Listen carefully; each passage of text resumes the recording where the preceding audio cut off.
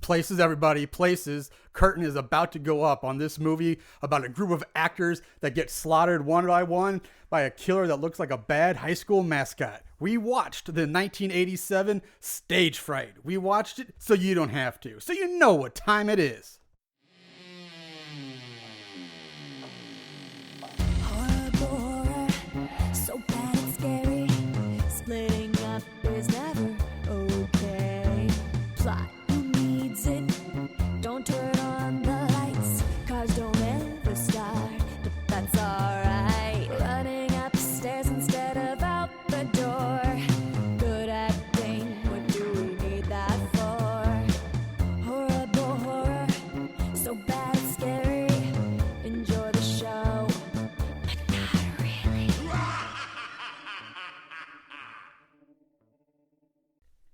What's up, Moon Goons? Welcome to Horrible Horror, the podcast where we watch the worst of the worst in horror movies. I'm your host, Mr. Marshall Hampton. My co-host, my buddy, Mr. Aaron Southworth, could not be here today, but that's okay. We don't need him for this because we got somebody better. That's what I said, better. We have the first lady of Horrible Horror, Miss Sarah Samples, is back on the show. Hello. I guess you could say that I'm like royalty almost up in here. No, The I princess don't of want to say Horrible Horror? The that. queen? I would take First the lady. princess. First lady. I First like lady. first lady. First lady. I like is that America. too. This is America. Yeah, so before we get into this week's film, one quick announcement that I'd like to make. We finally have our online store up and running. So sweet. anybody who wants to get some Horrible Horror t-shirts, you can go to our webpage, horriblehorrorpodcast.com, and you can order them from there. We'll also have some beer koozies, can koozies. They'll be posted up on the store, available as well in the near future. But for now, the t-shirts are up with our new logo design. I will say, please bear with me. If there's any glitches in the store, I just got it up, so it might be an error or something, but I won't know until somebody tries to use it. So please try to use it. Buy a shirt. I'll be your guinea pig. There you I'll go. buy some stuff. So like this movie this week, I guess it's very appropriate that Aaron's Yes, not here for I this know. one because we're doing Stage Fright again, the 1987 version, and when we did the 14, 15, whatever year that I think one it was was. 15, 2015. Yeah, I think that sounds about right. It was just you and me for that Stage Fright Right. too. So this is really bringing it back seems- around. I mean, we'll Seems miss appropriate. Aaron. We'll miss Aaron, but like I think it seems right. I think it feels right. It does feels- feel right. feeling It just good. feels right. Okay, yeah. We hope it feels good for you guys too out there. So, Stage Fright 1987, like I said, is released on August 21st of 1987. How many more times can I say 87 in the span? Written by George Eastman and Sheila Goldberg. And it's directed by Michel Soavi, for some French guy. Also, I've seen his name. He goes by Michael at sometimes, but it's Michel. Michel. He's got 23 credits as a director, and 28 credits as an actor too. But mostly just like a super extra, like a glorified extra, like maybe one line here or there in various movies. The cast, there's really nobody I'm really going to mention except for one person because almost everybody. I'm not saying they haven't done stuff. It's just that most of the things that they've done are foreign stuff, Yeah, and it's nobody's European, very yeah. European stuff. But our main girl, Alicia, is played by Barbara Capisti. She's got 31 credits, not a whole lot, but still, she might be recognizable to diehard horror fans because she played Heather in Dario Argento's New York Ripper, which we've done on the show, and she was also in Dario Argento's Opera. So those are kind of, and this are kind of our three big, I guess, horror movie credits. I've never seen Opera. Have you seen I have Opera? not seen Opera. Okay. Oh, if you want to do that one, I mean, I guess we might as well. you might as well. I don't know. We might get some hate mail. Apparently, I know, Dario people Argento is like Stop off it. limits. Apparently, Oh. like everybody goes ape shit over this guy, this Italian guy. Really? Yeah, and I'm not that impressed. I'll lose some know, credit, I whatever. I was not impressed that much with New York Ripper. I couldn't stand. I was gonna carry it sound say. like a duck. It just was fucking retarded to me. But some people absolutely love Dario Argento. So Maybe it's a European thing. maybe it is. I mean, yeah, it's different. All right, so we're gonna open the lights. Place everybody. We're gonna open up the curtains here. I want to say lights, camera, action. But that's not a theater thing. That is a movie thing. So the movie, we open with the credits right away, and the sounds of what sounds like somebody trying to drown a cat. Yeah. And it's a really weird way to open a movie. You hear a cat meow meow, and there's like water splashing around. Yeah. It's like, why are you trying to drown a cat? Well, like, what is the water sound? I don't know. Especially after I watched this the second time around and like knew how it was going to open. I was Yeah. what is this like running water sound? And then the cat, it was almost like a Monty Python. Yeah, like, it kind of was. 'Cause, reel. I mean, the cat makes sense after you watch the movie. Yeah. I get, but yeah, the water sound makes zero sense and it doesn't tie into this movie at all, really. No. So, it's artistic. yeah. I'm gonna say that so much. Artistic. It's art. So when we finally get pictured, we follow this black cat as it walks down a city street, like the Skid Row of kind of city streets. Back alley. Yes. It passes a woman in black stockings and high heel shoes, and the camera pans up the woman's legs, and we see that she's a hooker, and she's a streetwalker, and she starts walking down the sidewalk, and she comes to a stop at this opening to a dark like alleyway or doorway or something, but it's just completely dark behind her. She stands for a moment, and then from out of the darkness behind her, she gets grabbed by an unseen assailant and pulled into the alleyway screaming. And as soon as that happens, music starts to play, and we see several people are seen making their way towards the alley to see what happened to this woman. And this group of people, like, they kneel down and start pawing at this dead woman. It looks really strange and odd, like the way they're touching her, like makes zero sense. The point of view from the camera, it's like you're the woman looking up, the victim, looking up out at all these people, and this music, do do do do. It's all very suspenseful. Everyone's coming together, on what seems like a street. Yeah. But how is anyone else seeing this? Like the point of view is all these people in there, like you're in the alleyway and they're pawing at her. So first of all, okay, we'll come back to that in a second. What? The music picks up, and right as it does, bam, we get hit with this saxophone. Sweet saxophone hits, and as soon as the saxophone music kicks in, a man wearing all black and a ginormous owl's head comes leaping out of the shadows, head first, does like a roll, and then springs to his feet and starts dancing. Oh, it was acrobatic. Can we talk about the saxophone lady? Oh, we're going to get to the saxophone lady. Don't get me wrong. She's my favorite. I love the saxophone lady. Okay, great. But this is where we realize that we're watching a play within the movie. And so this is a play rehearsal of some musical. And now that we know that much, I want to go back and just, again, mention how ridiculous and nonsensical it is to have all those people pawing at the dead woman. Yeah. Because if there's supposed to be an audience, no one's gonna see that. That's exactly right. No one. Yeah, the audience will see their butts. Yeah, I mean, I get you can butts. have them go, "Oh my God, is she okay?" and looking into the alley, but the point of view of the camera makes it look like, the audience never see them like pawing and like petting this dead woman. And so the owl man dance fight, kind of like very West Side Story. It's a dance fight with all the other actors and extras on stage as a woman dressed up like a Marilyn Monroe plays the saxophone on a rooftop. It is so perfect. It's the overall visual of this scene is bonkers. There's so much going on. It's like insane, but it's like a candy jar of like Mike and Ike's for your brain, for your eyes or something. There's so much color, there's so much stuff going on. Like there's walls that say street on them, and then like there's people in 88 3rd Street is spray painted on one of the wall. Yes. And this woman, when we say Marilyn Monroe, we mean like full, like the iconic white dress with that's flowing behind her. 7-year itch dress, I think. Was it 7-year itch? Yes. The subway great thing? The subway great. And she is, I mean, it's not just like playing some smooth jazz up here. She is wailing, and it is just like. She's Kenny G it up. Holy. It's almost like Will Ferrell playing. It's ludicrous, but it's so crazy. It's my so favorite visually thing ever. Yeah, it's amazing. I mean, it's just such a visual weird oddity to look at. Well, she's up on top of this rooftop playing the saxophone, and you get all these people on stage like dance fighting a guy in a giant owl's head. It's art.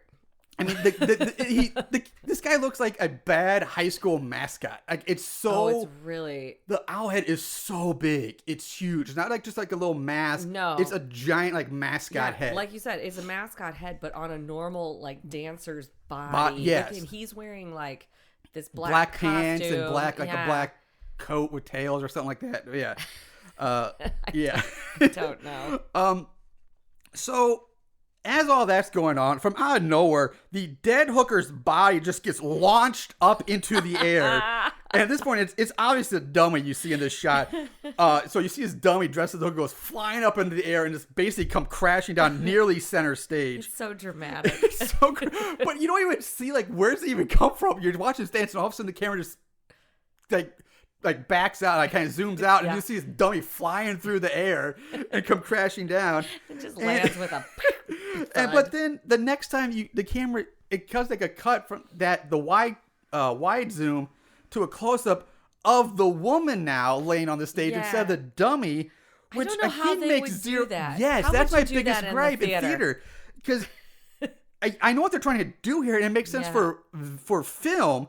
But like you said, what we're about to talk about is if you stop to think about the audience that would clearly see the dummy get launched into the air, come crashing down center stage, but then they would also see either the actress come rushing out from wherever she was and take the dummy's place, and either another actor or stage have to come out and remove the dummy. All that would be visible to the audience. Maybe she just body rolled. Yeah, I mean, all the way up.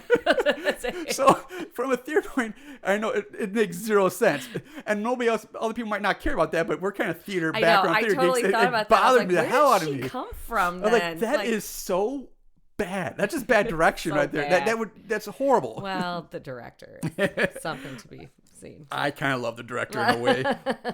You hate him, but yeah. Yeah. So now all the actors / dancers, they rip the clothes off of the Owl Man, who's now just wearing a full white spandex bodysuit. So they strip him down. The dead hooker then comes back to life and begins to feel up the Owl Man's legs while he's restrained by like the other people on stage. And again, it's just fucking weird. And apparently she's not doing a good enough job at being erotic. She is not. I mean, it's hard. I would think even if you're a great actress, it would be a little bit hard to be forced to like basically simulate head. If that's what they're about to go for. We don't know if that's what she was going. I mean, it kind of looks that way because her head's at his crotch level, but she's kind of like feeling up his legs and looking up at him. But yeah, from offstage, Peter, the director, yells out, "Stop!" And he just berates this actress that's playing the hooker for not being whorish enough. And which you're not. Yeah, you're a whore. Be a whore. You're not a whore. And of course he is like. Everyone has kind of like a little bit of a European accent, like numerous people do.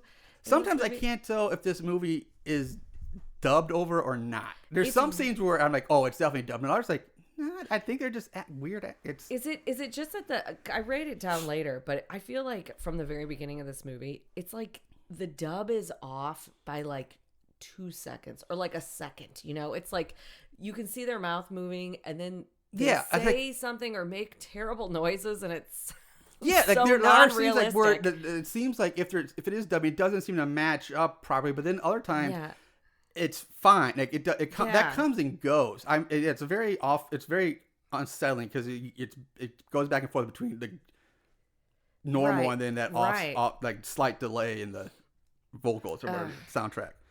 Great job, guys. At this point, we also get introduced to the play's producer, Ferrari, who gives Peter some grief about Peter's vision of having the murderer get seduced by his victim. And he reminds Peter that he's here to make sure that his investors' money is not wasted. And, he's to protect the investors' interests and all this stuff. And side note, the actor, this is just a weird little fact, but the actor who played Ferrari, he actually died right after making this movie. Oh my God. At the age of 48. He died before the movie was even released. Oh man. He died in like August or like January, and this movie wasn't released till August. That's weird. Like right after. I feel like I felt the whole time like I recognized him. I was like, oh, this is a guy I've seen before. He has that face. He has a very character actor face that you would probably recognize from our stuff. I think that's maybe it because I looked him up and it seemed like he had a ton of credits, but they were really, really early movies. Yes. So That's a weird fact. Either way, he's like, you've worked the erotic angle too much. Yeah. And the director Peter's like, you call that erotic? Where have you been? I feel sorry for you. Oh my God, God, he's so Peter is so enraged at everything. Like, oh, you yeah. all suck. He's just the angry director who's like. Who's bigger than thinks he's bigger than his station. Like, he's the guy who thinks he should be directing Broadway, but he's stuck with community theater or something. This is definitely off Broadway. Yeah. This is definitely not it's not Broadway production by any means. Oh, no, but that would actually something it made me question, like, it's definitely not Broadway. It's not a big thing, but it's not community theater either. It's somewhere in between. Yeah. The off Broadway and community. There's that weird middle ground. Mm-hmm. So where this would lurk, or where this is. Yeah, and because they talk about the actors later, we'll talk about getting paid. So you don't get paid at community theater.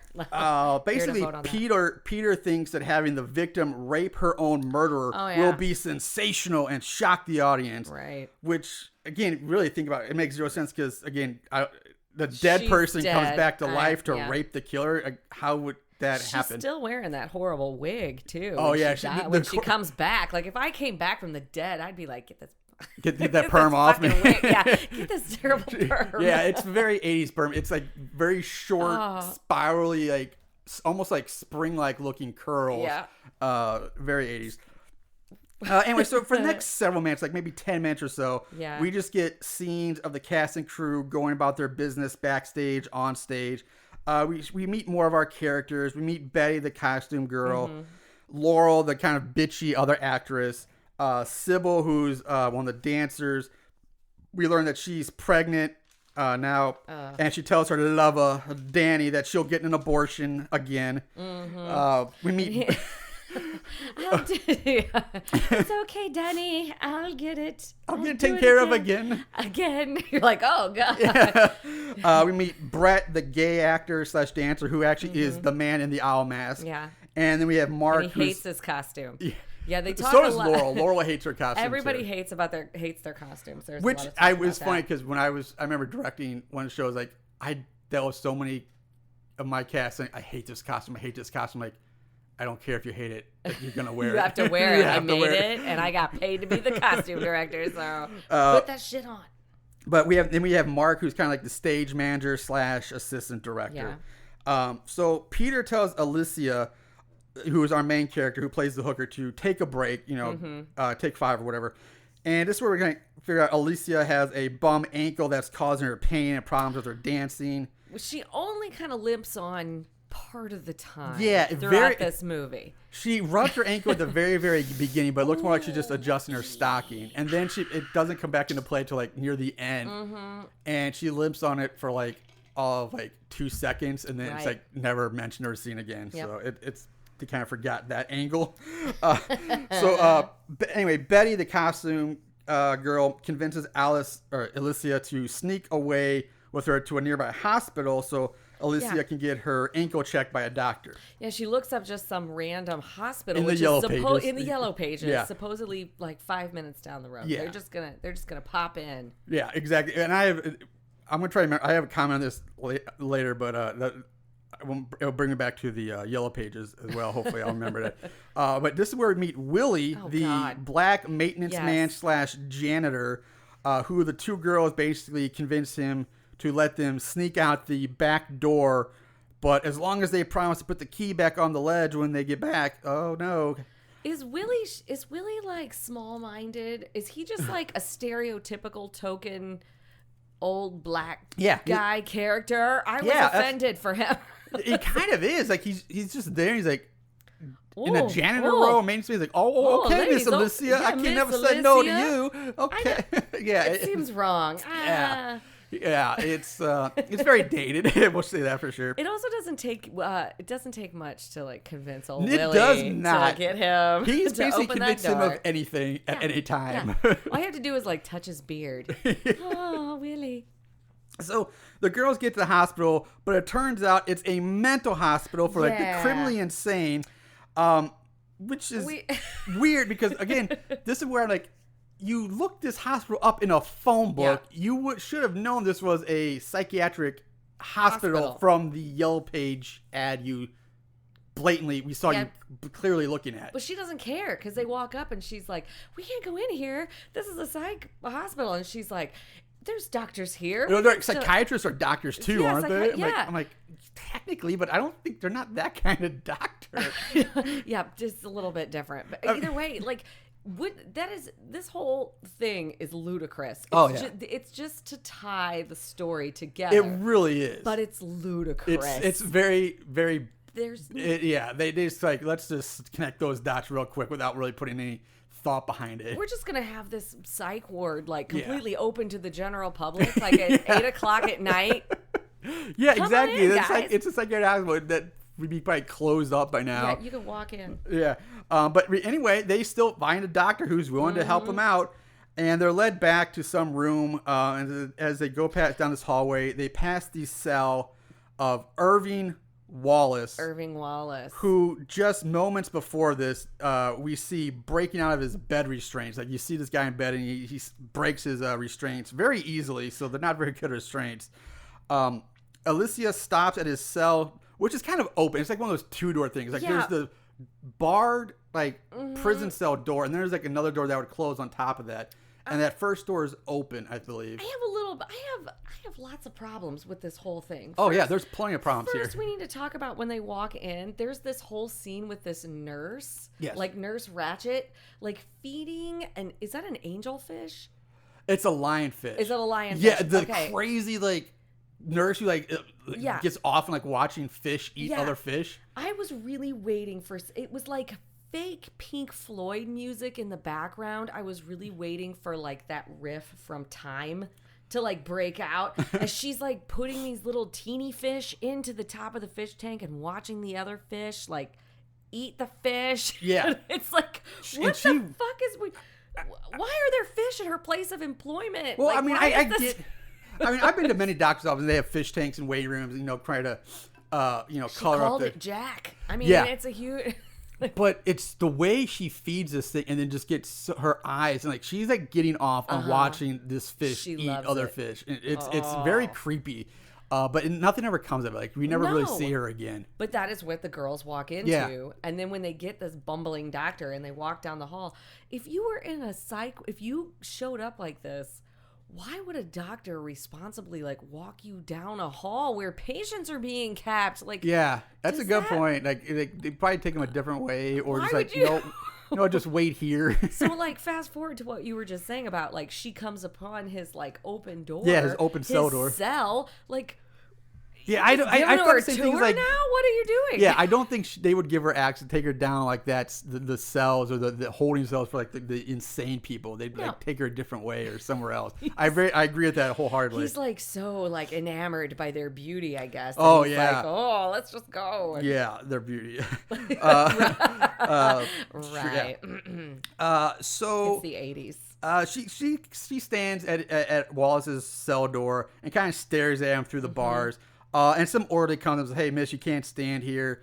And Alicia is like, "Oh, okay." And she catches up with Betty and the doctor. Yeah. And that's when we see the orderly open the cell door, and he goes in pushing a medicine cart or something and whatnot. We cut back to the theater where Peter finds out that Alicia has snuck off. And shit. Snap. Yeah, he's pissed off now.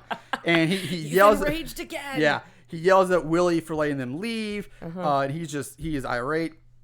We go back to the hospital where the doctor, I guess, gives Alicia some kind of shot in the ankle, probably cortisone or something like that. He's rubbing all over her leg too. Yeah. They're having this long They start in this long conversation, and he's just rubbing her. Yeah. What are you rubbing on her leg? Some icy hot? What do you got going on? Yeah. I assumed it was a shot of something, but it could have been Bengay. He's just rubbing her leg. That's all he's. Anyway, I noticed that. I don't know. No, it's very similar. There's a scene in the movie we did, X-Ray, way back, where the doctor's just really handsy for no reason. There's no way a doctor would be this handsy. Let me massage and your that whole one, calf. the girl's naked, completely naked, and he's just rubbing all over her for no reason. It's crazy. Because he's a doctor. Yeah. Trust me. So during this scene, like I said, they're talking the whole time. They're talking about Irving Wallace, and we get a brief back history of him where basically he was an actor who went crazy. He snapped one day and killed 12 people during a play rehearsal or something like that. And that's really the nuts and bolts. Yeah. That's all. They're like, really he's being held here between his court case or something like that. Yeah, I didn't get it, but it doesn't really matter. So Betty and Alicia, they leave. Well, and again, if you have a psychopath in your hallway, you're just gonna let these two girls like that. He's like, okay, girls, good luck on that play. See you later. See ya. And then he just like lets them walk right on back. Like, again, there would be security. They'd be escorted around. Yeah, totally. Very lackadaisical at that hospital. Very, very relaxed. So they walk back down the hallway and they pass Wallace's cell again.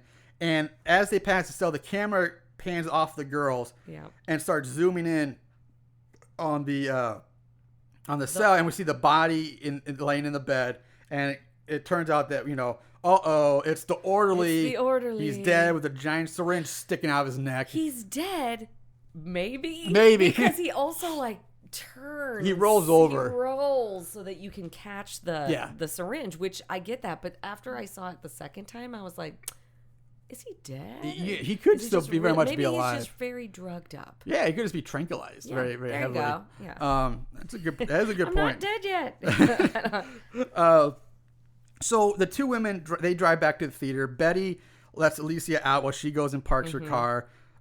Alicia rushes back in, finds out that Peter is just irate and furious at her. Yeah. So Betty parks the car, goes into the theater, but as she's walking away from her car, we see the shadow of a man sit up in her back seat. He's there. Shit's getting crazy. Yeah, it is. Inside Peter fires Alicia on the spot for sneaking out and leaving rehearsal. Gives her spot to Laurel. Laurel, yes, who is wearing the most ridiculous thing I've ever seen. I was coming on that later, but the dress Laurel's wearing is one of the most hideous things I've ever seen. And I don't understand like what her place is in the play, because the only thing we've seen of her is like a serious rape scene where like he's like, let's roll the rape scene. Yeah. And she's like being held upside down in this Alice in Wonderland type puffy costume. It's just this all blue pinafore dress. Yeah, but it's like her puffy. Hips are it's like all around her hips are just puffed out 360 degrees around her, just all this big puffy padded.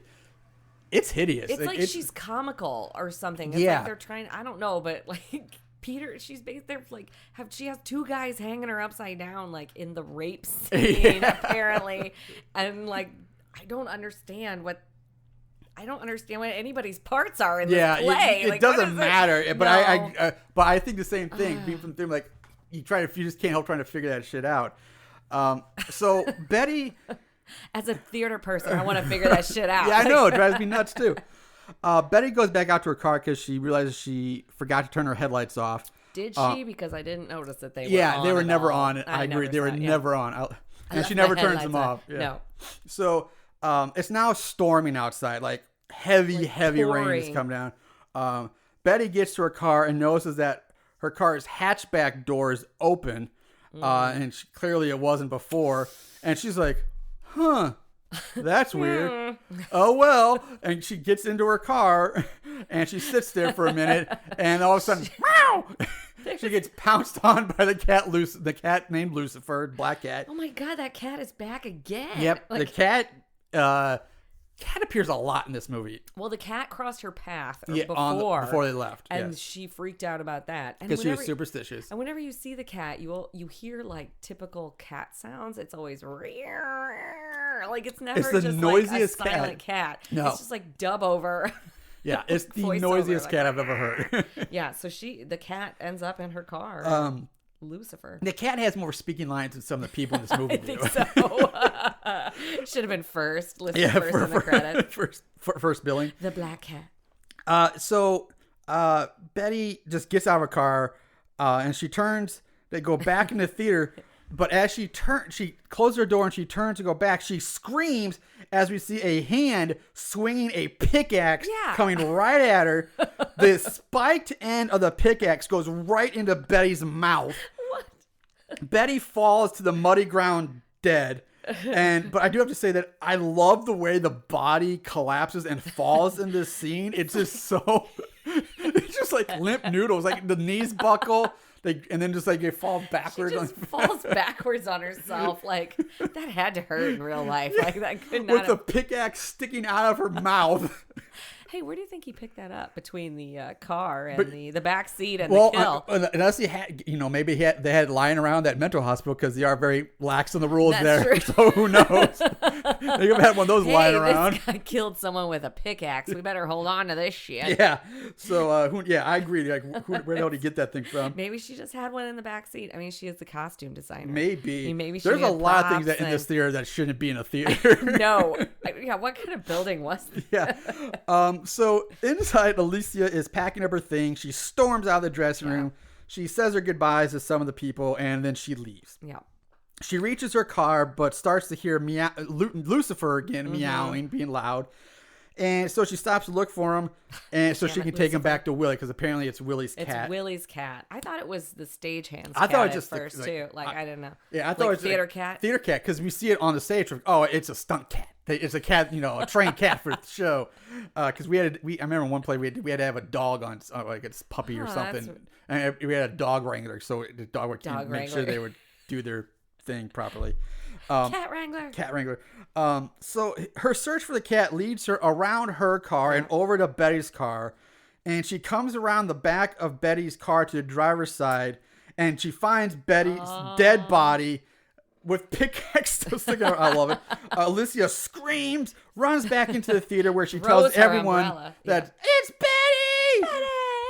It's a hard cut to the cast and crew standing around in the rain as police and EMTs comb the area. Do you notice that everybody has an umbrella except for Peter, the director? Yeah. Peter's standing like out in the rain, just being dramatic. Being very melancholy. Yeah, melancholy and brooding. Yeah, I must brood about this. And he's just like, he's getting poured on. And everyone else is huddling under umbrellas. Yeah. So Betty's body is taken away, and a squad car with 2 cops is like, you is told to stay behind to watch over the place for the rest of the night. And Peter then tells Mark to send everyone home except for basically our main cast of characters. Right. They have to stay, and because Peter's got an idea.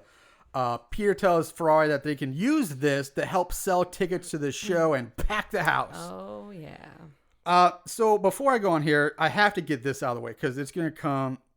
We've talked about things that bother us about the theater. Yeah. This quote unquote theater, it's not a theater at all. No. It's a fucking soundstage for filming movies on. Exactly. They have 2 different sets. Each of them is set up facing the other one.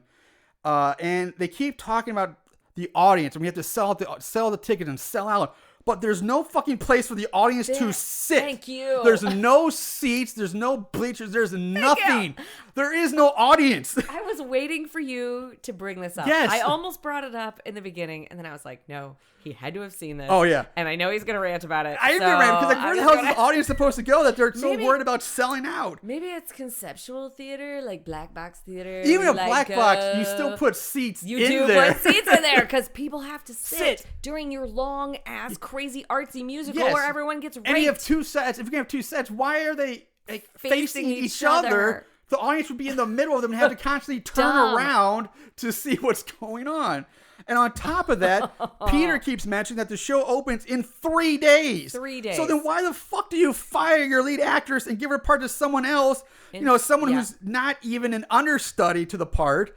So there's no way Laurel would be able to learn a whole new part in 3 days. Nope. So I guess Peter's never heard of the saying, don't change horses midstream or anything like that. But it's ludicrous and drives me nuts from just a pure theater perspective. Yep. Probably everybody else listening, I was like, they don't give a shit. But it drove me crazy. I'm so satisfied now that you've said all this because, again, when I wanted to bring it up earlier and I was like, no, I'm just going to wait because I think it's coming. It's coming.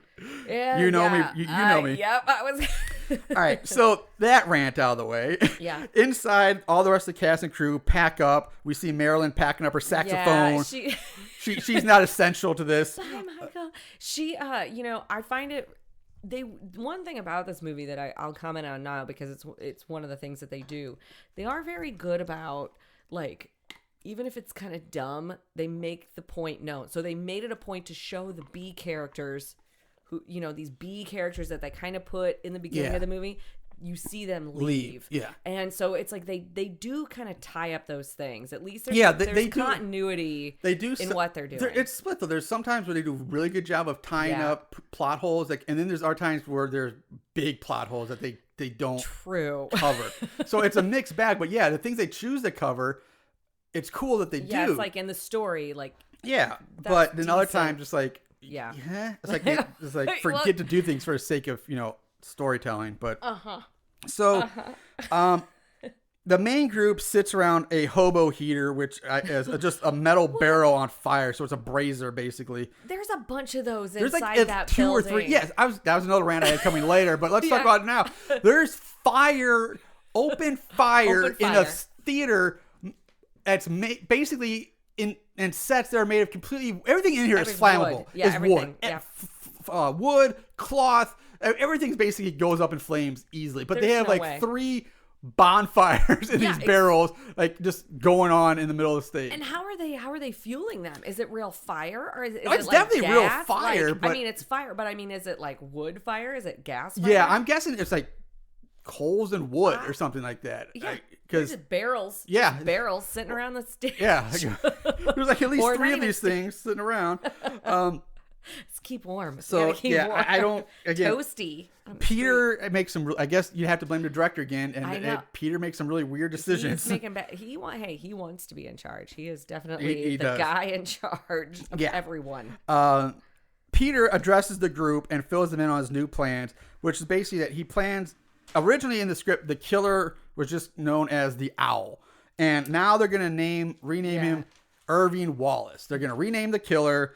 And they're going to, you know, this is his big plan. They're going to change some things around to make it fit better with Betty's death. And so they're going to redo stuff. The original name of the play was The Night Owl. Yes. Yeah. We see that briefly on the cover of the script. Yeah. Alicia's like, fine, whatever. I just want to go home. But Peter snaps. He loses it again. He's like, God damn it. What's wrong with all you people? Like, really? Somebody just got murdered. I'm pretty sure they'd want to go home too. We have to talk about, too, like that stereotypical token black man gives Peter, before this whole talk, we see him give Peter the only key. I thank you for bringing that, because I know in my notes I don't bring that up till much later. But he gives him the only key and like... Okay. Willie gives Peter him lock himself in. He's like, okay, see you later. I know this just happened, but here's the key. Yeah. I guess you can have Which it. I have a big problem, 2 problems. One, Willie gives him the only other key. There's a key to the back door, and then this big key to the front door, master key or whatever. Yeah, the skeleton key. Yeah. He gives it to Peter. Peter then gives it to one of the actresses named Corinne. She's the ingenue of the group. Of course. And he tells her to hide the key, so everybody's locked in, nobody can get out. But they're inside. Mm-hmm. They could just open the locks in the door. Yep. How do you lock yourself into something? Like you lock yourself out, but there's no way they should be locked in. They should just I'll just undo the lock and open the door. Exactly, just like the latch, like just deadbolt or latch. There's none of that. Yeah, nope, there's no way the whole premise is flawed here. It's not art. It's borderline harassment. Seriously. We're all staying. Peter is basically kidnapping these people. Against their will completely. Yeah. He's being incredibly persuasive, too, like with the money. He starts talking about the money. Yeah, because this is where he's like, none of you guys are stars. You all need this job. Yeah. And he's like, people are going to flock to this show about the killer who actually killed someone in the show. How do they know it was the killer, too? I mean, like... The police put a lot of things together really quickly. Well, obviously, I'm guessing they do because, I mean, they're probably, Irving Wallace is missing from the hospital. So you're assuming, okay, he's missing. And then within a few miles of the hospital, somebody shows up dead. So, yeah, technically, you could say there would be a possibility that he didn't kill it with somebody else. But, yeah, they're just making jumping conclusions. Wouldn't Alicia be... I just feel like she would be like a suspect, being the last person with Betty, that the police would have like taken her away and she'd never be locked in this damn theater. That is a great point. Like, I didn't even think about that. But yeah, in real world, she was the last one seen with Betty. She would be taken away for questioning and stuff like that. She was the last person that was seen with her, and she found her. Yeah. Double whammy.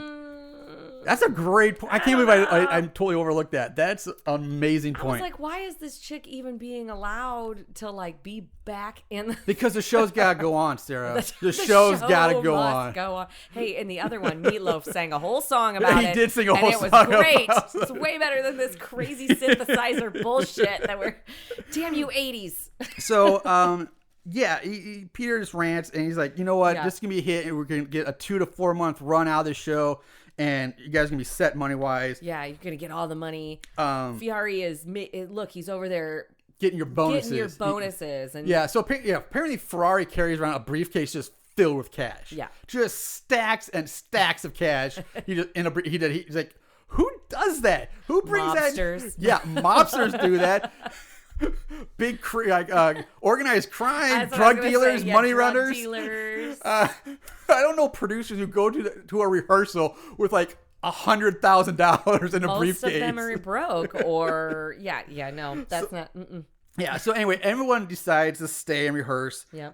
Peter unfires Alicia and puts her back in her role. Of course. Like I said, while this is going on, we see Ferrari in the background getting the cash together for everybody. There's some cool shots, I will say, like this one where he like talks Alicia into staying, and he's being really persuasive about the money. You do get this like. Some of the editing and the camera shots were cool in this movie when I went back and watched it. Like, there's one where it like shows Fiore like getting the money together, and it's like Alicia looks back and it's over her shoulder, and so it's like it's kind of a cool camera. There are. I will agree. There's some really neat camera angles or camera tricks, but then there's also times where where some of the cuts and edits are just absolutely horrible. It's like this movie goes back and forth between like good and bad, and just back and forth. Don't even know. You never know what you're gonna get. So Sybil and Danny, they're in the bathroom now. Sybil's throwing up from being pregnant. Oh man, weak throw up, but so gross. Like they show her like spitting. And Danny's like tells her, "Hey baby, this time there's not going to be an abortion this time." Oh, how romantic! You don't want me to have an abortion this time. I was like, "This time," which again, I gotta say, makes me wonder how many damn abortions has Sybil had already? Damn it! Not this time. Poor Sybil too. She's just got to walk around in her fucking underwear the whole movie. She's in her. I guess she played another hooker, obviously. A ballerina hooker, but she's in like basically just these black like underwear with like a red corset on and high heels the whole time. She could be on like the set of Chicago or I don't know, something like that. But Cabaret. Yeah. Damn it. So, and Danny, to me, he looks like a cross between like a very young Kiefer Sutherland and a young Sting. And not Sting the wrestler, Sting the musician. Sting the musician. He does look like young Sting. I didn't even think about that. They look like a cross between a young Kiefer and a young Steve or Sting. Yeah, it's like like the whole time I was like, huh. Every breath you take, Danny. Every breath you take. He does want to be famous. He does want to be famous. We don't know what he does in the movie exactly. And we never really know what his part in this play is. He's just there. He's an impregnator. Yeah. Is he a sick guy? Is he an actor? Is he a techie? We don't know. He's just there. You don't see a lot of them either. There's definitely not a lot of no.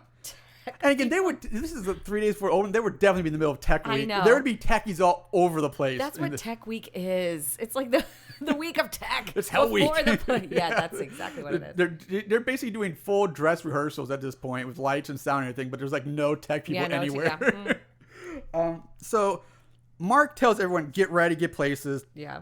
And he tells Laurel that Peter wants her to find a sexier costume in this costume storage. Gosh, yes. Which, thank God, because anything is sexier than this thing we've talked about. I mean, you could put this girl in a burlap sack and be sexier than this blue dress. Oh, yeah, for sure. She looks ridiculous. Yeah. It's just...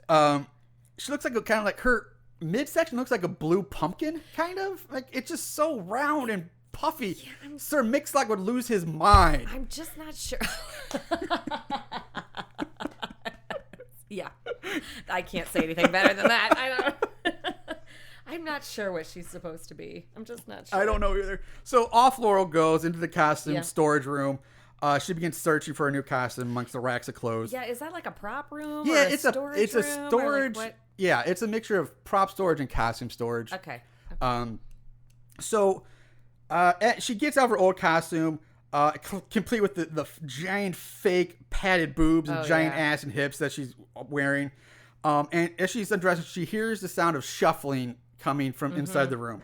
She grabs an outfit and goes into this tiny little changing room.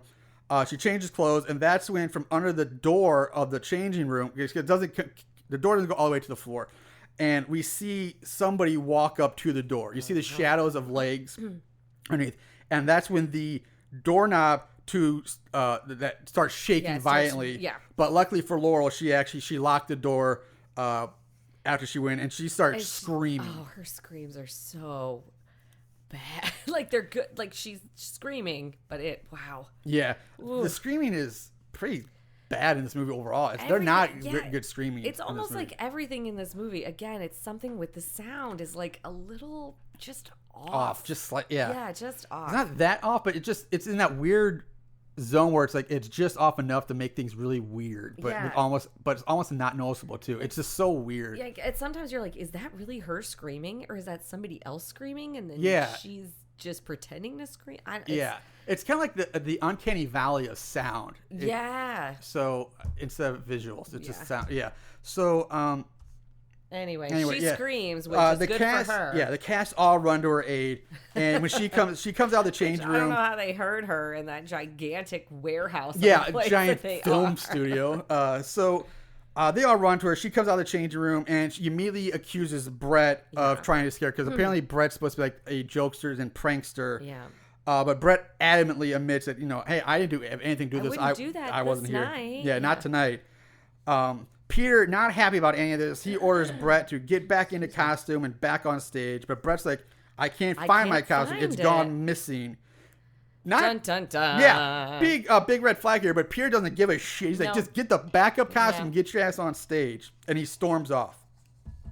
So we cut to Brett standing in front of a mirror, basically talking. He's got, talking to himself.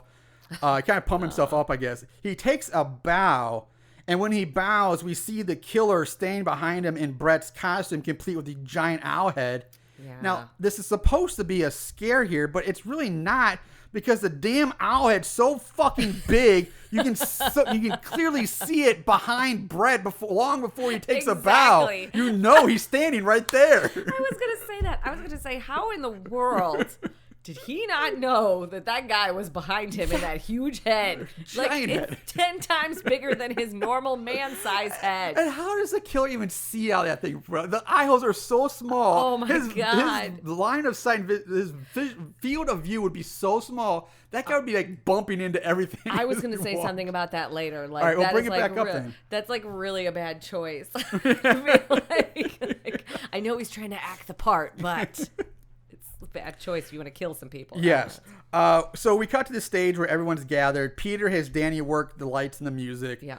Mark sees who he thinks is Brett, and he's like, hey, get into place, and tells Peter, like, hey, all right, everybody's ready. We can start this.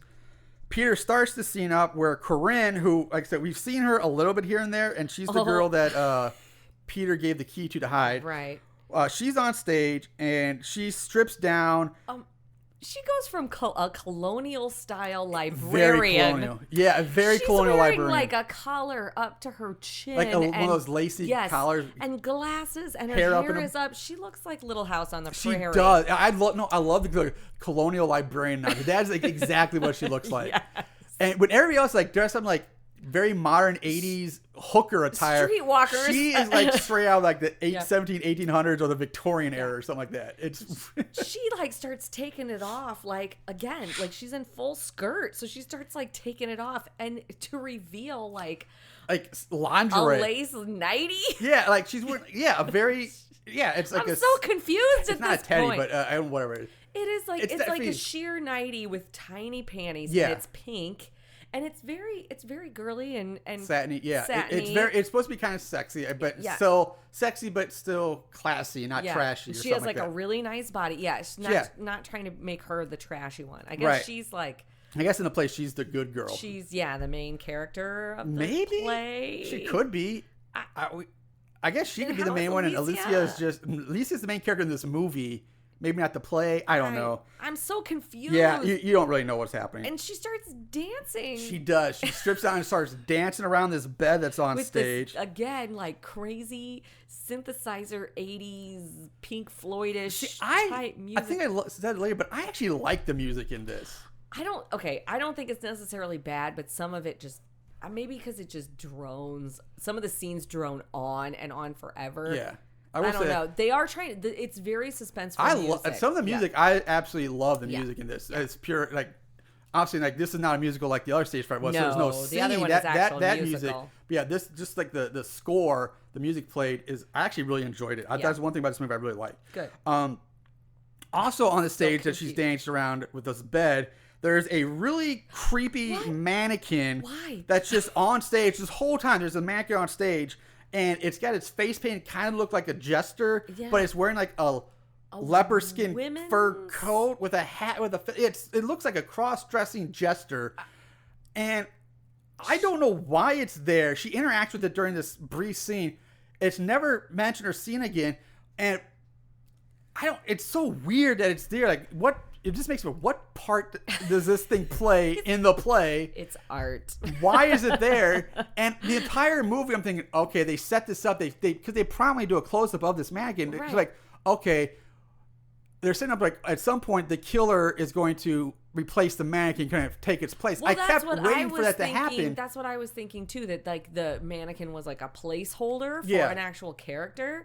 But I didn't think it was a placeholder. I think it was just a weird mannequin. I'm like, okay, the killer's going to freeze frame, be the mannequin, he's going to get somebody. But that doesn't happen either. No. So the mannequin has no purpose in this movie whatsoever, other than just being a strange, weird-ass fucking thing. So confusing. Yeah, just to confuse you. So... Throw you off. Alicia goes to the back door and notices that the key is not on the little rock ledge where it's supposed to be. The skeleton key. Yeah, because the last time we see the key, I skipped over by mistake. We see it's dropped in the mud outside when Betty gets killed. Betty had it, and then so it's the door is locked, but she rushes back to Peter, but he's so busy and so absorbed in the scene on stage that Peter's like, is like, shut up, go away, I'm busy. He shakes her. She's like, I don't think that's Brett up there. It's not that. Yeah, he's like, shut up. Crazy killer. And he just like shakes her. He's like, just stop it. Like, and he's going like, Brett, that's your cue. You're missing your cue. And so finally, more yelling. Fake Brett finally enters the scene. He comes on stage. Here he comes. Peter yells at him to grab Corinne, which fake Brett does. He grabs her by like the shoulders at first. And Peter's like yelling, kill her! No, kill her! So fake Brett starts strangling Corinne. For reals. Like strangling her. He forces her down onto the bed where he strangles her some more. And then he just pulls out this big old knife. Oh, yeah. And just starts stabbing the shit out of Corinne, like right in her chest and stomach. Just her whole torso area. And everyone's just staying there watching this. And there's this angelic music playing. Yeah. Like, and I was like, this is appropriate. Yeah. It's so dramatic. It's very dramatic. Like the cuts, the camera angles and cuts are just trying to make this so dramatic. Yeah. But Alicia's finally like, that's not Brett. He's really killing her. And it's too late. I mean, Irving. The best part about this scene is though, after he kills her, he drops her body on the ground, and he just kind of turns and looks at everybody, and then just walks away, just like, see you guys, and just walks off stage, like doesn't run, no urgency. He's just, see you guys later, and they just let him go. I'll be back, motherfuckers. And everybody's like, all right. I'm going to go to the bathroom real quick, and I'll be back to finish this up. Yeah, I'll see you guys in a minute. I got to take a shit or something. Yeah. I got upchuck a pellet. Yeah, the owl is so serious. He's just serious owl face. Oh. So anyway, so the Corinne goes down. She's done. The others, they finally rush up to the stage, surround Corinne, who's just bleeding out. She's weakly dying. Just very weak, and this is when Peter remembers. So great. Peter remembers. Oh shit! I gave her the key to the front door and told her to hide it so no one could leave. And we don't know where the key is. So everybody's like, Ferrari and everybody's like, where's the key, Corinne? Where's the key? He's like shaking. Yeah. Ferrari's like starts shaking her. Corinne, who's like bleeding out, dying. She's like, where's that key? Where's that key? Where's that key? This is my favorite thing that happened.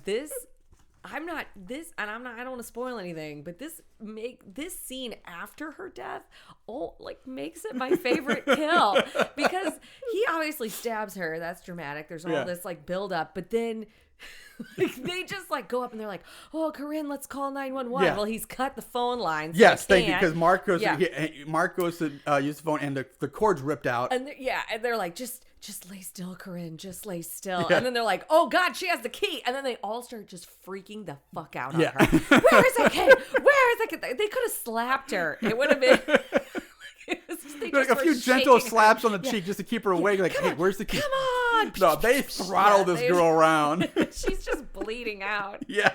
And they don't care. Like, so, she dies. She basically dies.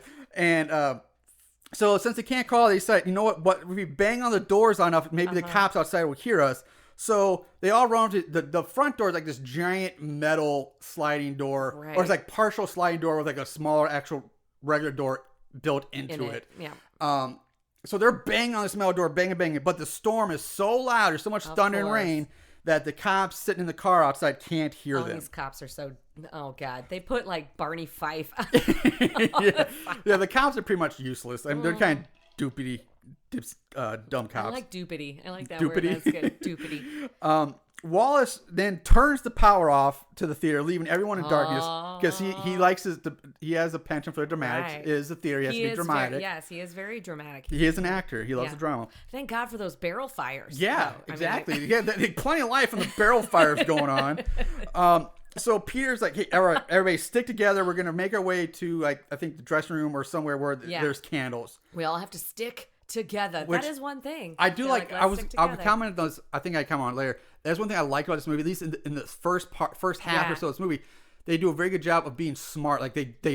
Everybody sticks together in a group, or or at the smallest, they're in pairs. Yep. Nobody really goes off by themselves, and they're very smart about it. So I really liked that about this movie. Because that's not normal. It's not. I mean, it not in horror movies. I love that fact. Actually, one thing I did like very much. They start walking away in darkness, but Ferrari kind of tails off because he leaves the group. He kind of lets them go as he gathers up. He's trying to gather up the money. He starts panicking, doesn't he? Because, he's like, I gotta get the money, and he drops it. He gathers up all the money and the receipts that he was writing into his briefcase. And he's doing it real quick because, of course, he's scared. Right. And he turns to leave, and then his hand bumps into one of the fire barrels. The barrel fire. He's like, oh, and he drops his briefcase. The money and receipts go everywhere. It's not safe, people. This is not safe. So meanwhile, the others, they find their candles and wherever. And Peter's like, now that we have the candles, we have the light. Now we're gonna go look for the key that Corinne hid. Right. We go back to Ferrari, who has come face to face with Wallace now, and in a desperate act, Ferrari falls to his knees and offers just stacks of cash to the killer. Like, here you go. Here's some money. But Wallace like, fuck that, and just kills him. It's which over. Makes sense because you can kill him and then take the money anyway. I know, right? It's like, yeah. And you see like this dramatic shot of like the wads of money falling on the ground with like a little bit of blood splash on it. Like, blood money. Yeah, exactly. Drama. So the others hear Ferrari's dying screams as they make their way down this hallway by candlelight, and they end up back on the stage looking for Ferrari, and the lights come back on. So Wallace turns the lights back on, and they're nearly hit by the dead swinging body of Ferrari, who's been strung up by his feet by like rope, and he's just like swinging around on the stage.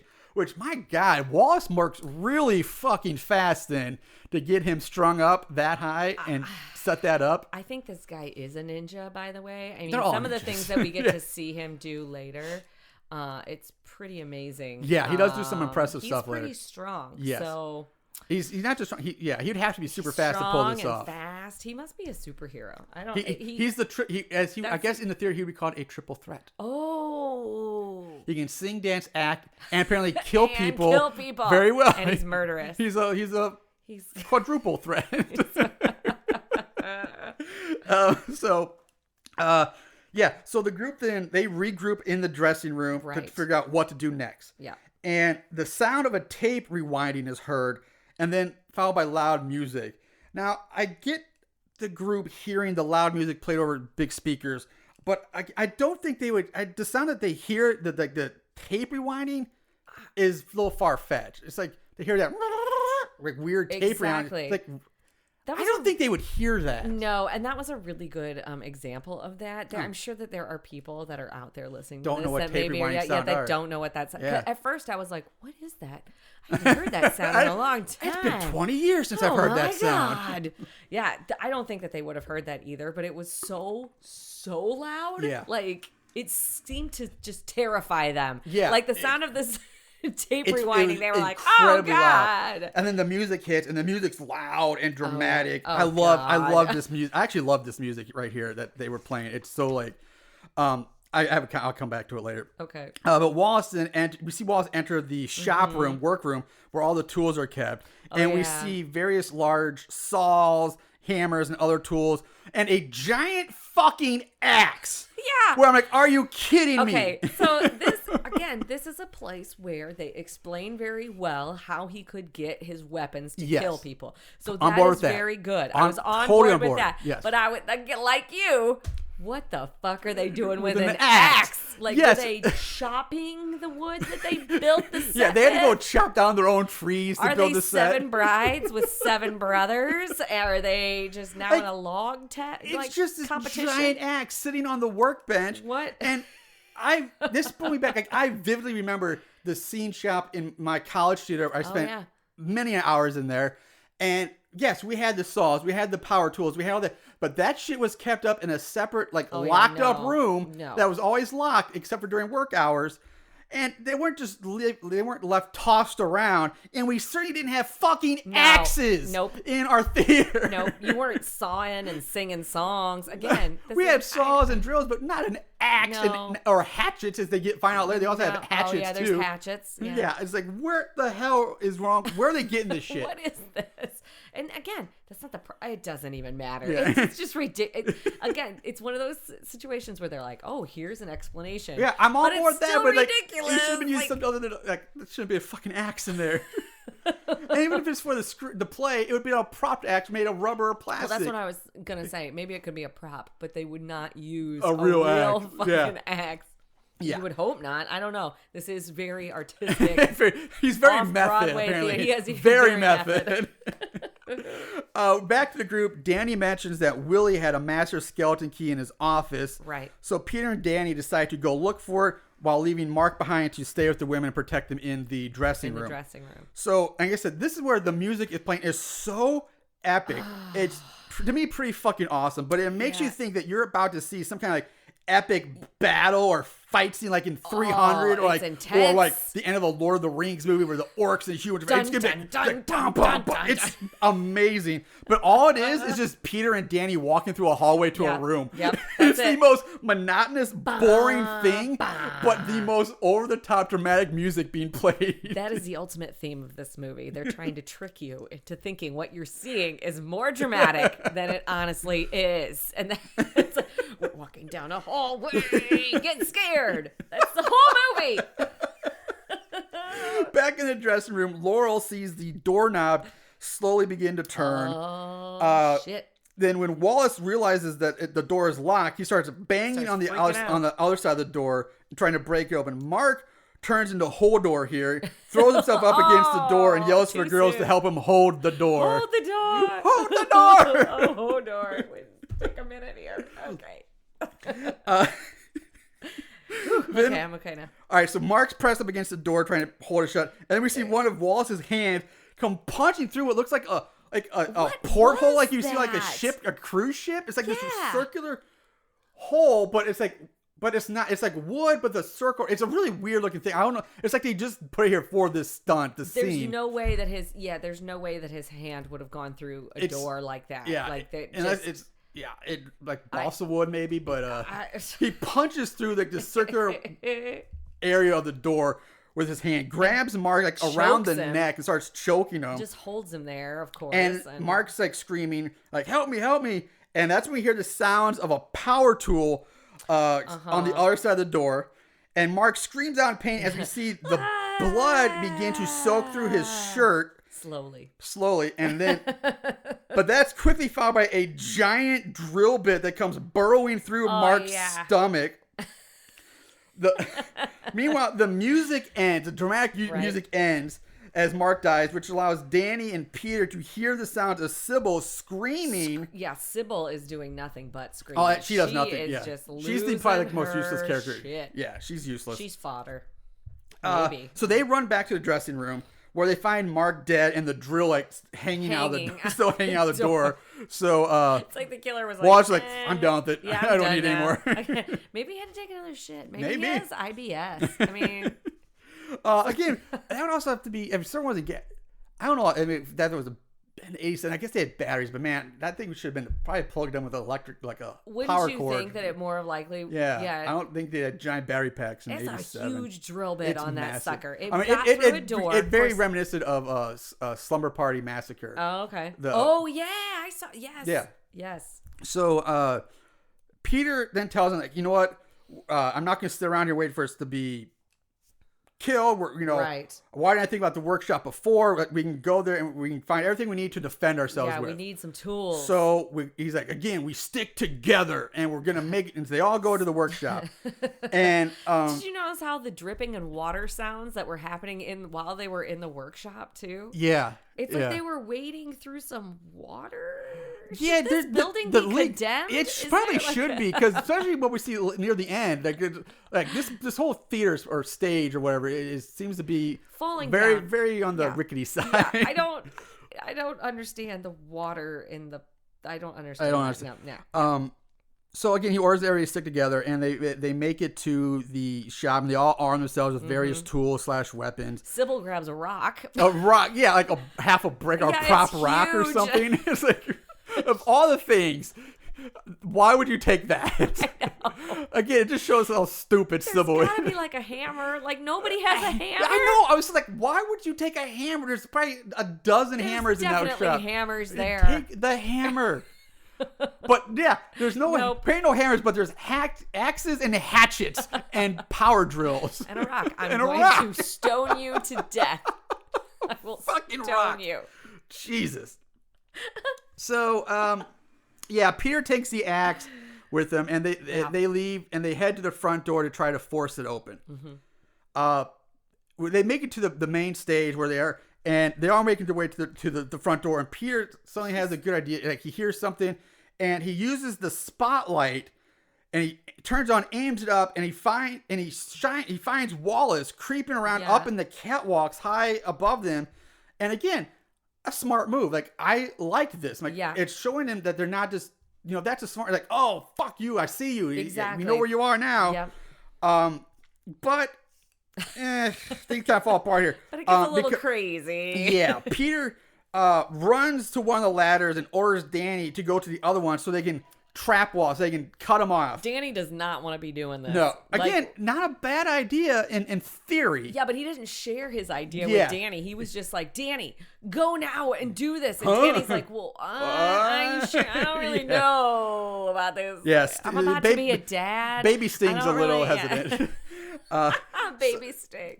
So Peter runs. We see Peter running along these narrow catwalks, trying to catch up to Wallace. Yep. Which at this point, I am impressed with how well Peter's able to run down these very narrow, confiding catwalks, all hunched over, because he is booking it in a very tight little area. I'm like, holy, that's impressive. He really, he's nimble. I would say, man, I don't think I'd ever run on those catwalks in the theater, man. I've been on some rickety ass things up there. They are not very sturdy, it seems at times. Very, very nerve wracking to be up there. Anyway, so Sybil now, she refuses to stay with the group. She's like, no, Danny, come back. And Danny, wait for me. Yeah, she runs off to chase after Danny, which in turn causes Alicia and Laurel to chase after Sybil. Right. So now, chaos. Everybody's going everywhere. Both Laurel and Alicia are climbing up the same ladder to the catwalks when, for some dumbass reason, Alicia reaches up, grabs Laurel's ankle, screaming for Laurel to wait for me. Wait for me. I'm like, bitch, are you serious? Yeah, run your ass off. And it's not even that, but like, wait up for you. You're literally right behind her. Alicia's face is on level with Laurel's feet. You can touch her foot. Yes. Yeah, How much more possibly can Laurel wait up for her? Like, it's just the stupidest fuck. It's not like she's at the very bottom of the ladder and Laurel's all the way at the top. She's literally like looking up her skirt, like right fucking there to grab her ankle. It would almost be better if like Laurel just turned around and like kicked her or something, and there was no line that said anything. Yeah, just that like, would make hey, more bitch. sense because that's what happens. Laurel basically kind of kicks her leg, knocks Alicia off free, me. and Alicia falls to like the catwalk or the wooden scaffolding floors, knocks herself out. She goes unconscious. She makes it to like a landing or something. Yeah, I think this is the landing. And Laurel keeps going. And yeah, Laurel's like, fuck it, and she just keeps going. And they kind of allude that like Laurel is the bitch anyway, so it's like, yeah, they didn't wait for me. I'm gonna pull on your sock. What? Yeah, it's like you're right. It bothered me so much. It's so much bothered. Oh, it's one of my biggest triggers of this movie. That for some reason that one bothered me so much. Because it's very intricate. Like her falling and not being a part of the group is a very important part. It is the story. But yeah, like so yeah. That's why even dumb. that? You could just have her like slip and fall. Yeah. The Laurel doesn't have to kick her. She could just lose her grip and fall on her own. And Laurel like, yeah. Oh, see ya. Maybe like, she's dead. I'm going. I'm not getting around. Yeah, that would make more sense than having Alicia like wait for me and grab her ankle because she's right fucking there. Shut up. Anyway, so shut up, bitch. Yeah. Laurel just leaves Alicia behind. Yeah. They all meet up at the door at the end of this catwalk, and Peter's like, Wallace went in there. He's in there. And Peter kicks the door open. Yeah, what is this place? Yeah. And they rush into this weird room. Is it an attic? Yeah, I guess it's supposed to be an attic, but the last person, Laurel's last person enters. She enters the room, but as she enters, Wallace comes into view standing on a different catwalk watching them. So, again, he pulled some Batman shit and like left from catwalk to catwalk. I don't know how he managed that, but... Peter doesn't, I don't know. And how Peter doesn't trust Peter at all. Yeah. Like these people are following him based on his ability to direct terrible plays. He has really it's like just because he's the director, he's only in charge when a murderer comes out. And he's also the most badass. Yeah. Like, no. He wears a fucking ascot. He's not that much of a badass. He wears a red scarf around his neck. Not that badass. Not badass. So inside this weird, it's like a weird attic. It's very dirty. It's like a very A-frame type roof here. Yeah, it's very small room. Very small. Like it's really like what would be maybe it'd probably be like I would think in a real theater it'd probably be like light storage for like where they keep the extra Fresnels and ellipsoidals and all the stage lighting. There's that word again. Ellipsoidal.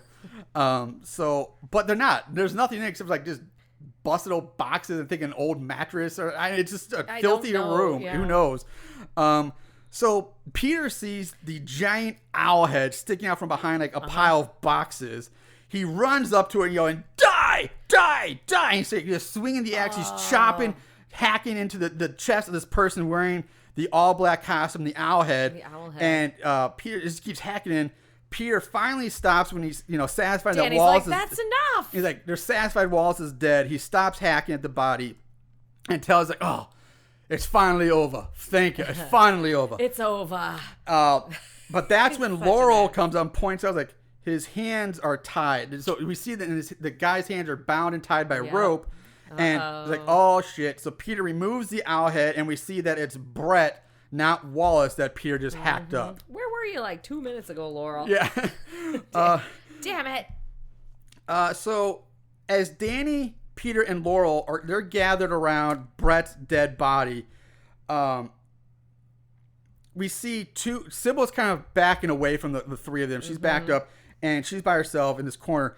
And we see two hands come through like the broken floorboards from below, grab Sybil by the ankle. Sybil screams and she's pulled down through the wet, rotting floorboard.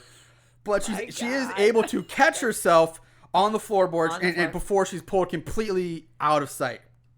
Danny rushes over to help her, followed by Peter. This is amazing. Yeah, the two of them, they're struggling to pull Sybil back up. And he's like holding Sybil, and he's like, Peter, help me. And Peter's just sitting there watching it happen. Yeah. He's like, oh, this is fucking He's like, fine, I'll come crazy. home. And then he comes over, finally. Yeah, a little too late. And the sound effects here are golden. And they, it's like when you play, it's like, imagine this if you're playing tug of war with somebody and you're pulling, and the person on the other side just lets go of the rope and you go falling backwards. Well, that's what happens here. That's what happens. They all go falling backwards, and they, because the opposing force points, Sybil lets go. And as Danny falls over, he pulls the top half of Sybil's body, which has been cut in half now, pulls the top half out of the hole, and it lands on top of him. So it's like definitely a fake body that comes up out of the hole. Oh, yeah. And plops on top of him. But then with the power of editing, it's like Sybil. Yeah, you see the body come out, but then the close-up, you see like the real person laying on top of him. Just laying on top of him. The sound effects of her body ripping, supposedly, are like it's just like. I have another issue about this, that body ripping or body cutting scene coming up. Rip a body apart. Yeah. Well, I'm gonna come to this in a second here. Okay. Blind with rage and just Danny's like, fuck it. He jumps down the hole.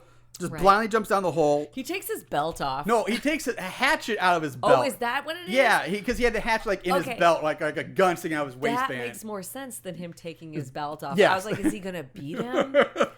Like, he's gonna give him a spanking. I'm gonna give you a good spanking.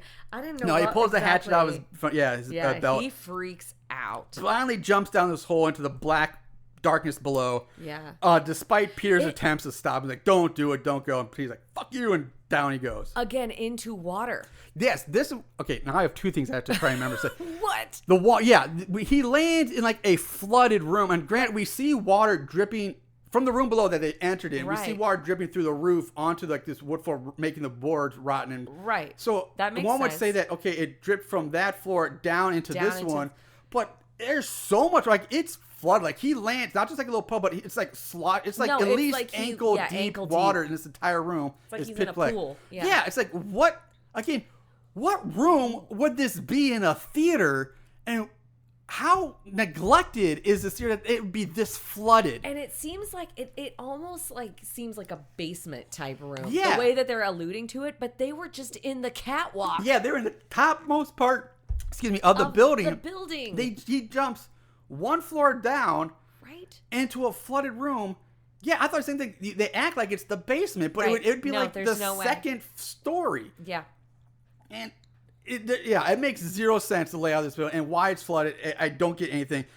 But anyway, Danny is nearly instantly attacked by walls. Like, he lands in the water and like a second later, he's like there it is. He's attacked by walls. Who is now welding a chainsaw. Oh yeah. Danny like freaks like ah! He stumbles backward. Didn't expect that. Falls to the floor, leaving him defenseless against walls. Who just cuts Danny's torso and stomach with a chainsaw, basically cutting him in half, killing Danny. Now, here's the other part I don't want to forget. Okay, so we had a chainsaw, and you hear him rev it up and to kill Danny with it. Right. Which is fine. But then moments ago, before, we see Sybil who gets cut in half. Yeah. If he cut her in half with the chainsaw, we would have heard the chainsaw, but you don't hear a chainsaw when she's killed. You don't hear anything. You hear weird, slimy ripping sounds. Yeah, so which are what very is he quiet? What is he cutting her in half with? And how does he do it that quickly? That's what like the sounds make it sound like he is ripping her apart. Like it's like she's like you were gonna rip a chicken leg, like you know. But that's I don't. Or like, but if he had the chainsaw, okay, why didn't spoilers he just, here. If you guys haven't seen Deadpool 2 yet, spoilers. It's like when Juggernaut like rips Deadpool in half or something like that. You know, or like you rip a body in half. That's what it's like. It sounds like, but that's. But it's not what happened. But he had a chainsaw. He could have just cut her in half. Which is what it makes it look like.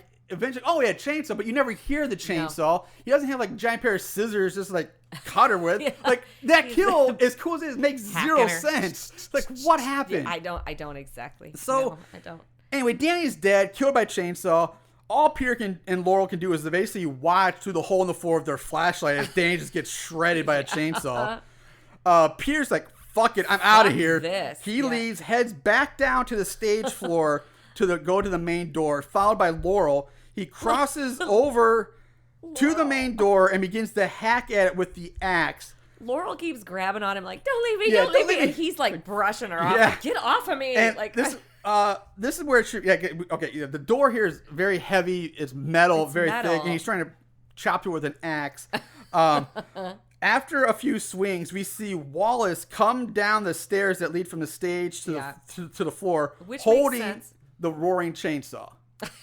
Exactly. I mean, that timing actually does make sense. That makes sense to me because he was behind him. He was somewhere else. I get that. I have no problem with that one.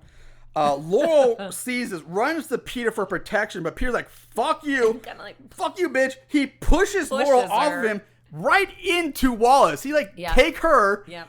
Wallace, the chainsaw blade grazes Laurel's collarbone, upper chest area, cutting her open as she's kind of flung to the side and down to the floor by Wallace.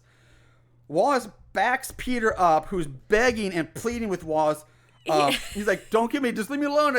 I'll leave you alone. You leave me alone. And, bygones be bygones, whatever. He gives this whole speech. He's like, you leave me alone? Yeah. I'll leave you alone. Hey, it's a valedictorian speech about why he shouldn't be getting killed right now. But of course, Wallace isn't having that. So Wallace cuts off Peter's right arm with the chain, does and off this his is arm the goes. arm that's holding the axe. Yes, it is. It just goes right off. Right off. And he's about to go in for the kill when the chainsaw runs out of juice and the chainsaw dies. And Wallace he's like, and he's like, and so he drops that.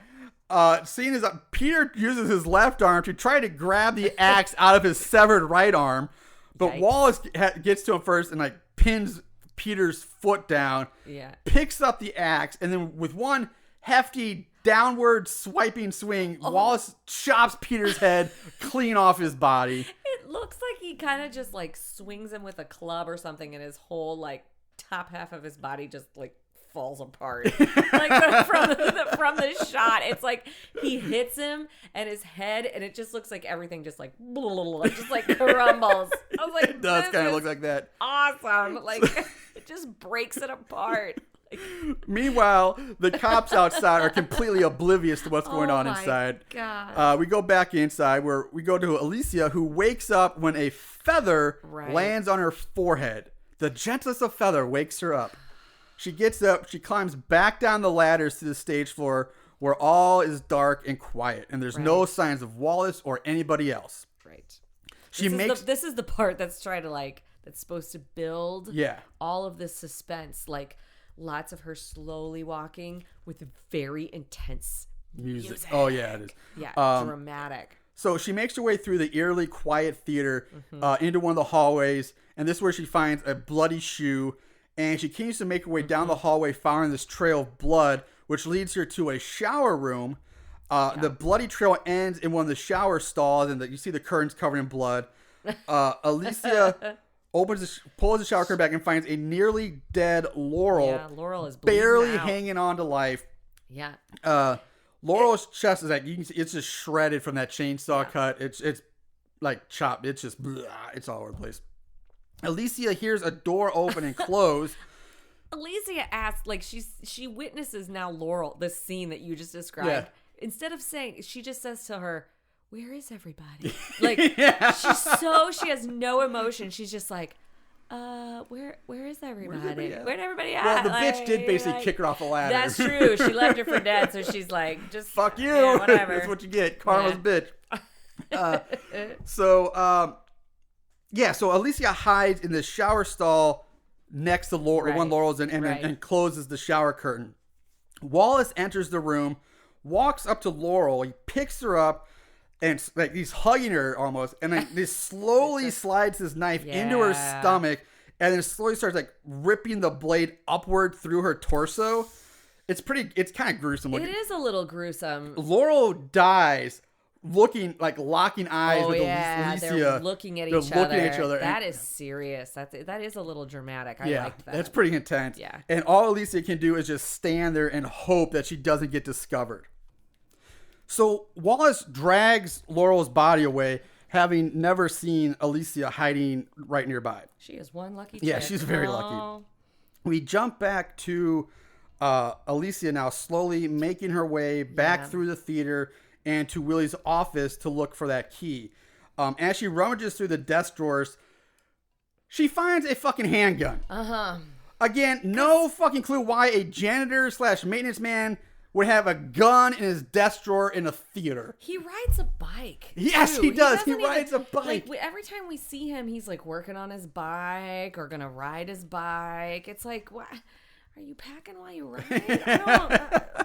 I don't even know. And again, these scenes too of her finding the gun, walking around slowly. I'm gonna admit right now that it put me to sleep twice. Oh, like I fell asleep at this point. Yeah, I can understand that. 2 times because it's like this really intense kind of repetitive music, trying to make everything very, very crazy, but she's just walking around, and they could have cut some of that out, and it would have been a little bit this faster. movie has a weird I guess what's like story arc, or like a lot of horror movies we see either are way too much slow, and then a big like frantic chaotic like last 20-30 minutes where everything happens, dies, and or it's more a little more evenly spaced out throughout the entire thing. This movie is like, it's up and down. It's like we have the beginning, and then you have the first kill with Betty, and then it kind of dies down a little bit, and then it goes up, and where everybody's dying, kill, and then it comes back down, and just you get this long period of just Alicia walking around with nothing happening. Like you're trying to build up like the suspense again after this like. I know it's like trying to bring down. You're on this high. Oh my god, so much happened. So many people are dying. Now it's just like. That adrenaline rush just wears off now. The pace was killing me because again, the last kill we see is Peter get his like body just like he just gets hit and his head flies off, and it's so great. And then all of a sudden you get this like weird walking around and boring cat and mouse game. Yeah, exactly. I mean, and they're trying to again build suspense up, but it's so. It's such an odd choice. Yeah, they didn't need to take that much time. I don't think. Really kills the flow. Like it's really a weird. I can't really think of any other horror movies that are like that. This flow, for lack of a better word. And I don't want to compare it to the other Stage Fright, but the other Stage Fright, you got one kill and then you didn't have any kills for a long time. Yeah. But you had all this comedy and all this other craziness. But then once it got real. That was real. I mean, like, you had meatloaf and craziness and just intense. And once the kills finally started up again, it was just go up to great build. Once we got to this place, it was like, oh, and then these weird, So this was hard. I could understand. It's just one of the more, like, it gets really boring at this point. It's very slow. So anyway, she finds this gun, which I still can't believe he has. And she also finds like 2 keychains filled with keys, like near janitor keychains, just like dozens of keys filled on his keychain. So Alicia slowly and quietly begins to work her way through the various keys, trying to find the right one because she makes it back to the front door, and she's going like trial and error. How does she find the right? She's doing trial and error, trying to find the right key. As she struggles with the keys, we see Wallace walking around backstage. Alicia, we see her kind of slide down the wall to the floor, like kind of seemingly giving up hope, kind of like, it's whatever. I'll never find the key. And that's when Wallace enters the space. He's turning on the lights and the tape player, which again blares out some more loud music. However, he doesn't like this music. He does not see Alicia sitting there up against the wall. How could he? He has no peripheral vision in that damn head. He can't see anything. She's so lucky. She should just stay there. She should just hide there. Never move. I'm just saying, just don't move. He's got to leave eventually. Yeah, that's a good point. Like, just hide. He's got to leave eventually. He can't see you. He's got that fucking head on. So Alicia slowly stands up and kind of shuffles to the side while she's in the shadow. And while she watches Wallace climb up the stairs onto the stage where he has set up all the dead bodies. Yeah. Lucifer the cat comes comes out from underneath the couch on the stage and begins to eat the entrails that are hanging out of Sybil's torso. I did like that. Meanwhile, Wallace is like touching up the bodies. He like putting his fist. He smears blood on Sybil's cheeks and then shoves a handful of feathers down Laurel's mouth.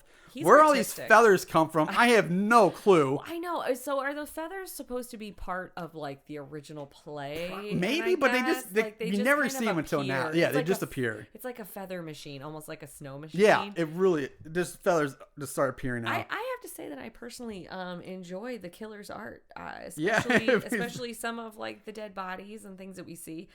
I think I enjoyed it more than the real musical. After a while, I mean, he's walking around the stage. He just kind of put on, he goes, and this is where I love, like a motherfucking Bond villain. Wallace, he sits in this chair, this red chair, center stage, holding the cat in his lap, and like he just Dr. sits. Evil. And okay, first of all, before I get that, the cat, I skipped this part. Okay, after he shoves feathers in Laurel's mouth, he finishes up and touches. He hits the mannequin head off of the body with his axe like it's a fucking T-ball. Yeah. Just clunk. Boom.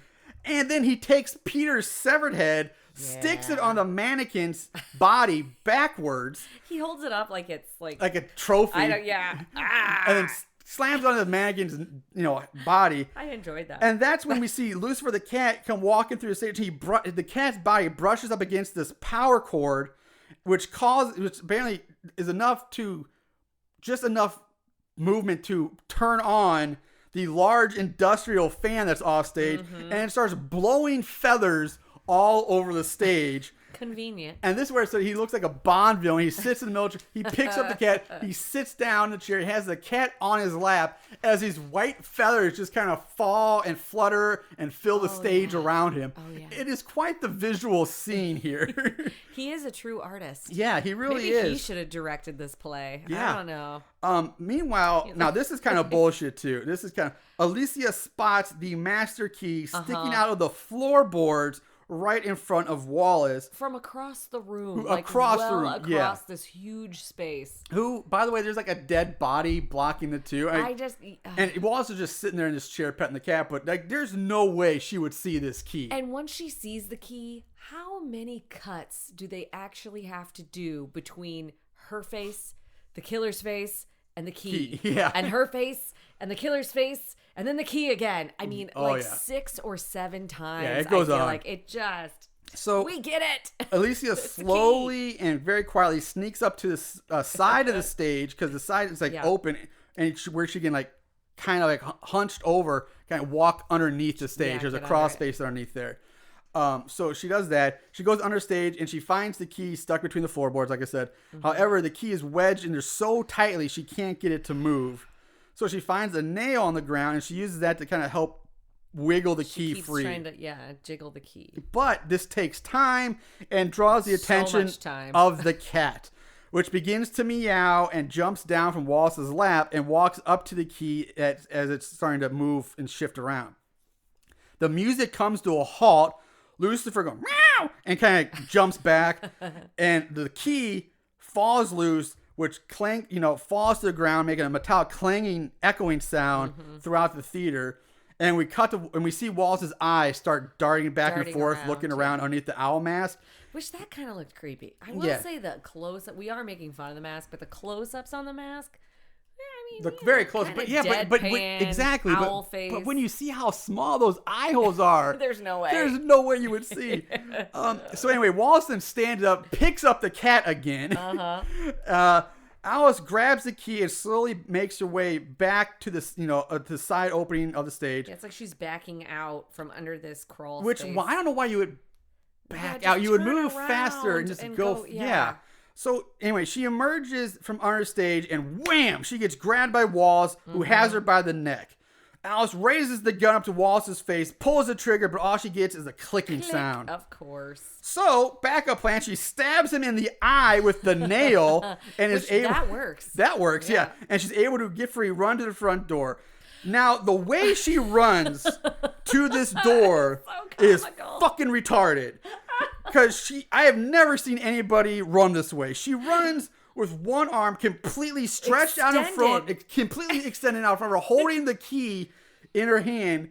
It's so odd. It's downright funny looking. Does the key appear bigger when she's doing probably that? A bigger fake key. It feels like a big comical key that she has in her hand when she's running. Like it could like be a cartoon. It may have been, but it's so weird because if you all think that running that way would actually slow you down, I know you would run slower that way.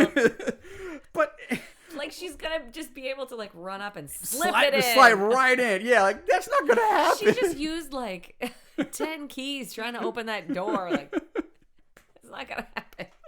Wallace grabs the axe, stalks after Alice, who's struggling with trying to get the key to work in the door. Wallace closes the gap, raises the axe, swings it at Alicia, who dodges out of the way at the last possible second. She's quick. And runs away as the axe chops into the metal door. And now we get even more like cat and mouse sequence here.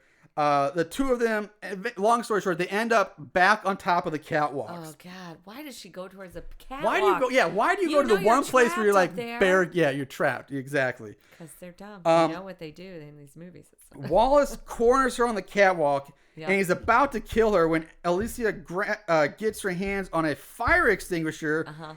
And sprays it in Wallace's face. This causes him to drop the axe and stumble backwards. Now, I know exactly what you're gonna say. I don't know. You maybe not. I understand. Good on them for having a fire extinguisher. But having it way up in the rafters, the catwalk, when the fire's burning, the barrels are down below, is kind of a backwards plan. Okay, I can see where they need one in the catwalk too. Yeah. A lot of times you have to have multiple. Yeah, there's heat sources up there, electricals. Yeah, I get it. Extinguishers. This fire extinguisher, however, looked very fake. It did look very fake. It looked like it was made of rubber. Yeah, it did not look real. Yeah, the axe is real, but the fire extinguisher is rubber. Yeah, is not. So, as he, like I said, he stumbles backward, drops the axe. As he does this, the guardrails of this rickety theater break, and Wallace falls off the catwalk. Where is OSHA, damn it? What is...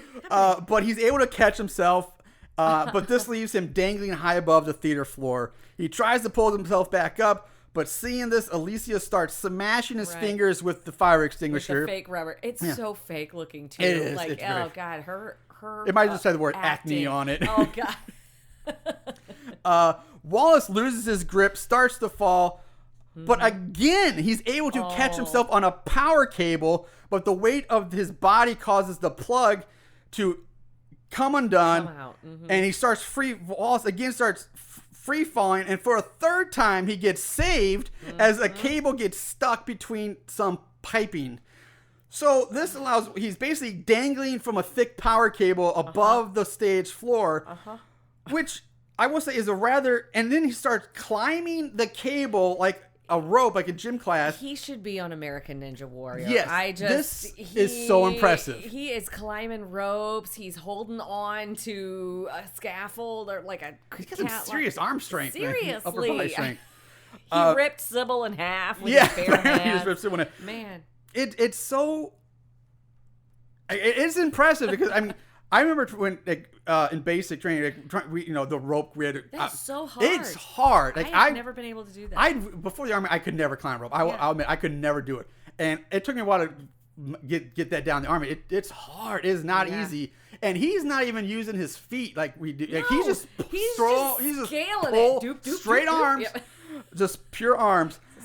So anyway, he allows him to climb back up, but at this point. Before he starts climbing, we can see that Wallace is only about maybe 10 feet above the floor at best. It's not that. So I would think it would have been easier just to drop to the floor and climb back up the ladders than climb up and use up that strength to climb up the cable. He's strong, not smart. I guess. Brains, he's brawn, not brains. But I don't know. But it just, it just seemed like the fall looks a lot less impressive when you see him like, he's running about 5 really feet right off there. He's he right could there. Just jump. He can just drop. He's fine. Yeah. So seeing Wallace climbing back up the cable, Alicia grabs the axe and begins chopping at the thick power cable, trying to cut it. She, however, is not very strong. She is not. while she chops, we see her precious gold watch, which she mentions earlier in the movie. Oh my God. The whole movie, she's talking about this watch. I just heard her mention, it was brought up one time, I remember, before She obsesses about it with Betty. Yes. They talk about the watch. And then she drops the watch. She keeps talking about how she almost loses the watch. She talks about it like 3 times. I must have missed that. I know she talked about the one time with watch. Betty. I remember that. Yeah. But anyway, so this precious gold watch, we see it goes flying off of her wrist. We see that. Wallace continues to climb up the cable, and he's just about in arm's reach of Alicia when she finally is able to chop through the cable.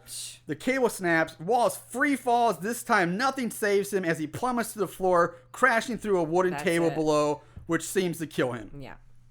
Alicia climbs back down to the stage floor where she walks through a cloud of white feathers that's still being blown around in the wind by the fan. Which, how many feathers are... The fact that they're still blowing after all this time, there would be so many feathers. Oh my God. I don't even have any words. I don't even know. The feather budget is through the roof on this movie. So much goose down. She walks by Wallace's dead body, but Wallace pops up, grabs her by the ankle. Right. Alicia screams, and just luckily for her, to right by one of these things, she knocks over one of the flaming braziers. Again, another part in my notes where I say having fire on the set is not safe. It's really just not. It's really not. No. And so she knocks this fiery brazier on top of Wallace, who instantly just goes up in flames. He's full body burn.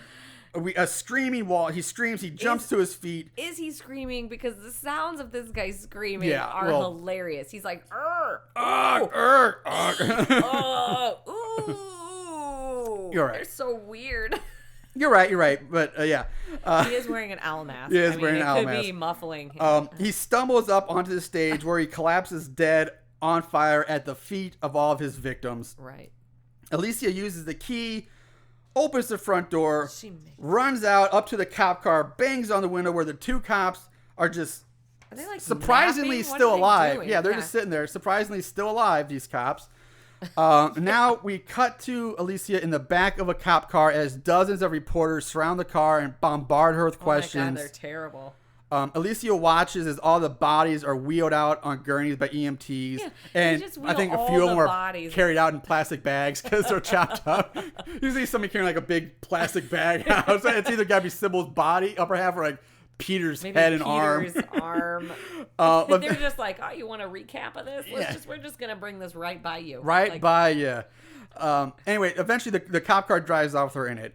And we cut to a hospital where we probably the one right down the road again. I know. Is this a psychiatric one? Like, is this a psychiatric hospital that she's at? Because they just kind of say... Now it would make sense for her to go there. Exactly. But again, they just let her leave. Yeah, she's just sitting there like in a waiting room area. And a nurse comes up to her and is like, you want us to call you a cab so you can go home? You know, you got some new clothes? Do you want us to call somebody? She's like, oh, that'd be nice. But then, but here's where she realizes that her watch is gone.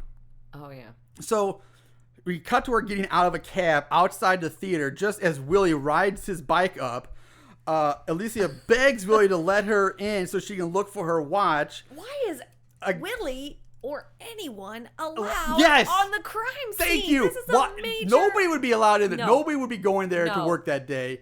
It would be shut down, locked down tight with crime let scene. Them stay in the first place. Like, that is a huge problem I have. Like, the fact that they're like, we'll just take 2 of our officers and park them outside so that you can, like, continue your fucking rehearsal after some chick is killed in the parking lot. Like, this would... No. Yeah, it would not happen. But, of course, but here, Willie's like, you know what? I'm going to let you in. That's because she's like, here, let me touch your beard. And I'm like, oh, Willie, I love you. And at this point, it made me stop and realize, if it wasn't for fucking Willie, none of this would have happened. None of this would have happened. Of course. Willie's the real villain here. Oh, damn it, Willie. It's all Willie's fault. Poor token black guy always gets the shaft in the movie. Like, what? Hey, he doesn't get killed, but it's all his fault. That's true. And he's so nonchalant about all of it. He's just like... Yeah, it makes him like he's like kind of slow. He's like, all right. It's almost there's something not all there. No, because he acts like it's almost like they fumigated the building. Yeah. Not like people were just brutally murdered there. He's just like, it's a crime scene. I'm not supposed to let you in. Yeah. Like, you're not supposed to go in. So inside, Willie starts reading Alicia the newspaper article about the killings that happened last night. In it, it says that 8 bodies were found horribly mutilated. Willie also tells her that the gun she found wasn't empty, but rather she just forgot to take the safety off, which is fucking bullshit. That gun was empty because the whole point of a safety is that it wouldn't allow you to pull the trigger in the first place. Exactly. And Alicia clearly pulls the trigger, getting the clicky noise, which means the gun was empty. But if the safety was on, it wouldn't have heard it click at all. It just wouldn't have been able to pull the trigger in the first place. Now, again, I was very sleepy, so I'm confused. But did we see her load the gun when she got it out? No, she just took it. She was just taking it. I see. Okay. We haven't. Okay. Yeah.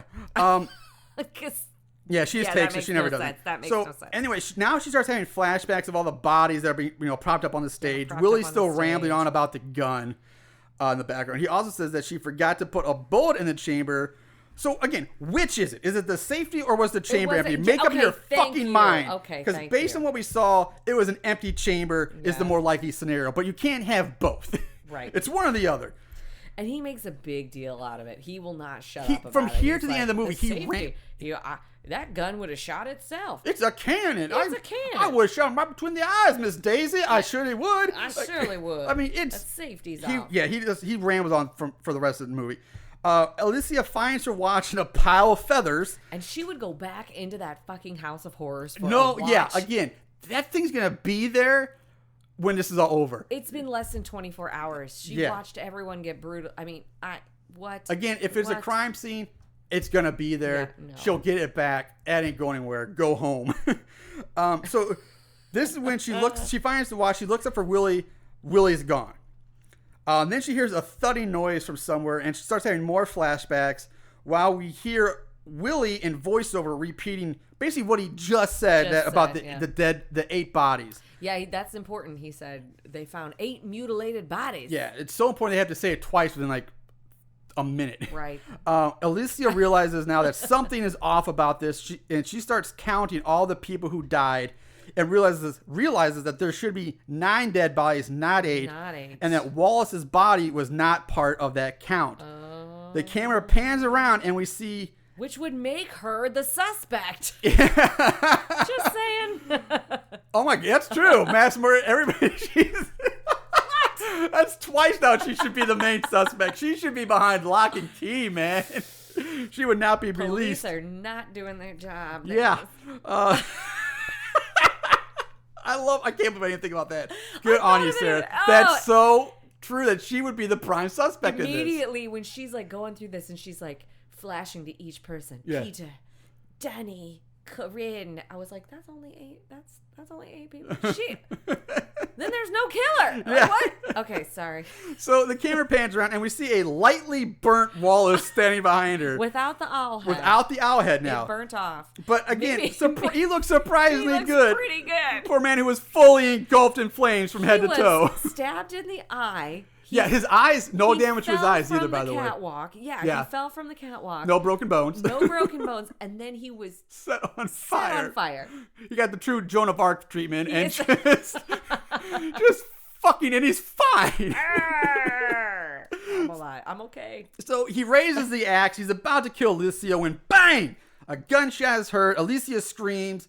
As she spins around, she falls to the floor just in time to see Wallace fall over dead, having been shot right between the eyes. Between the eyes. As she falls, the watch flies out of her hand and breaks when it hits the floor. And I'm like, really? Are you kidding me? Now it breaks when it falls maybe 5 feet, but when it gets flung off the fucking catwalk and falls maybe a good 30 feet or more, it doesn't break then? I thought the axe fell out of his hand when he got shot, and the axe handle fell on it, and that's what happened. I don't think so. I thought it just went out of her hand and it hit the floor. I could be wrong. Maybe what you did is right. Maybe I missed something really briefly, but from my point of view, it was just she fell, lost her grip on the watch, and it hit the floor and broke. Well, because I wrote down he didn't get her, but he got her watch. So that's like just as bad. I mean, obviously the watch was more important than maybe you're right.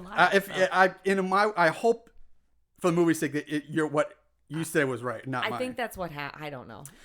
Anyway, So Willie rushes over to Alicia, where he begins rambling like a fucking crazy person. I did it. Just repeating over and over again that I got him. I got him right between the eyes. Right between just like the I said. eyes. Right between the eyes. Just like I said. Right between the eyes. Just like I said it would. Right between the eyes. He does it like nonstop for like 5 minutes. He's got to be slow. Or yeah, there's something wrong. Willie, terrible. he says this over and over again. Alicia gathers up the pieces of her broken watch, walks out of the theater. She looks so much more upset about that Why- damn watch breaking than than she everybody does dying. about anything that Yeah, happens. she shows more emotion to the broken watch than her castmates or friends being murdered. She comes up. Let me recap. She walks up to a shower where a girl is split open, and she's like, blank face. Where is everybody? What's going on? But then her watch breaks, and she's like, oh. She's a great actress. Oh yeah, She's real great. That's why she's the hook. I guess the hooker. The hooker. And Corinne had to be lead. She was probably just an extra, a glorified extra She who had gets to- killed off. I just don't know. We get,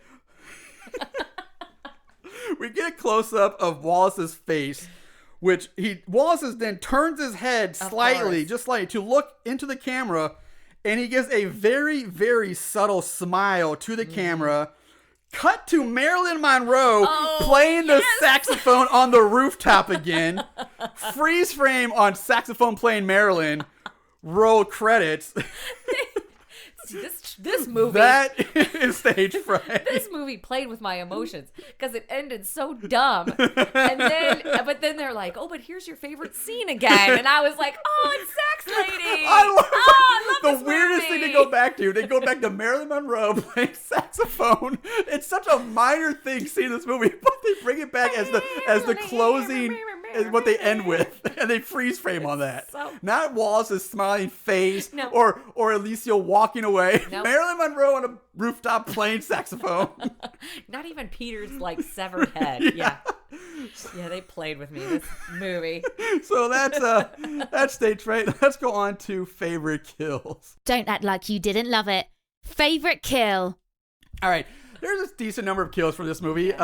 What's your favorite kill this week, Sarah? Okay, so this is where this throws me off that Aaron wasn't here, because sometimes I'll have a favorite kill in mind, and then in talking with you and Aaron, it will sometimes change my mind or Right. make me That happens feel to me too, yeah. a little bit It better. happens. So like one of my favorite kill. Oh, God, this is. Originally, when I watched it, I thought, okay, Corinne is my favorite kill because it wasn't like the strongest kill, but it was like a good setup. It was a lot of editing. It was kind of drawn out. It was so dramatic. And then he kills her. And then she's like the first real kill in the theater that introduces the killer really. Like the first time you see the killer. Yeah. The actual killer killing. Yeah. So I was like, okay, this is cool. I like it. The thing I liked the most about it was how everyone treated her. You know, okay. So they're shaking her. So I was like, this is my favorite kill. I wrote a paragraph on this. A whole paragraph. I was like, this is my favorite kill. I love this. This is the comedy behind shaking this bitch and like, don't die. Oh, give me the key. Yeah. I like the fact that he just basically does like the mic drop and walks off stage.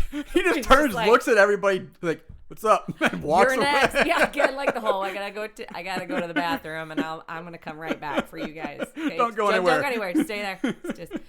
But okay, so but in rewatching the movie, because I had to watch it a couple times, because again, I got sleepy time when it got all slow. Right. I have to say Peter is actually my 100% favorite kill, and I'm not going to go on about it. It's just the fact that he like, it's so dramatic. He's an asshole. He gives this speech. He thinks he's going to live. The guy just chops off his arm like Monty Python. The Black Knight. Black Knight. And then he just knocks his head like he's playing golf, and it's like his whole head just like falls apart on the floor. I was like, nope, that's my favorite kill right there. That guy's an asshole. That's it. I kind of like Peter. I not so much as He's so character, dramatic, yeah. but I also like just the acting isn't all that great in this movie, but it's not horrendous. But I think Peter was by far the most entertaining person to watch. I agree with That's that. what I'll say. Agree. He was very entertaining. My favorite kill, man. This was a tough one. It was. I like Betty getting the pickaxe in the face and the way because of the way the body falls.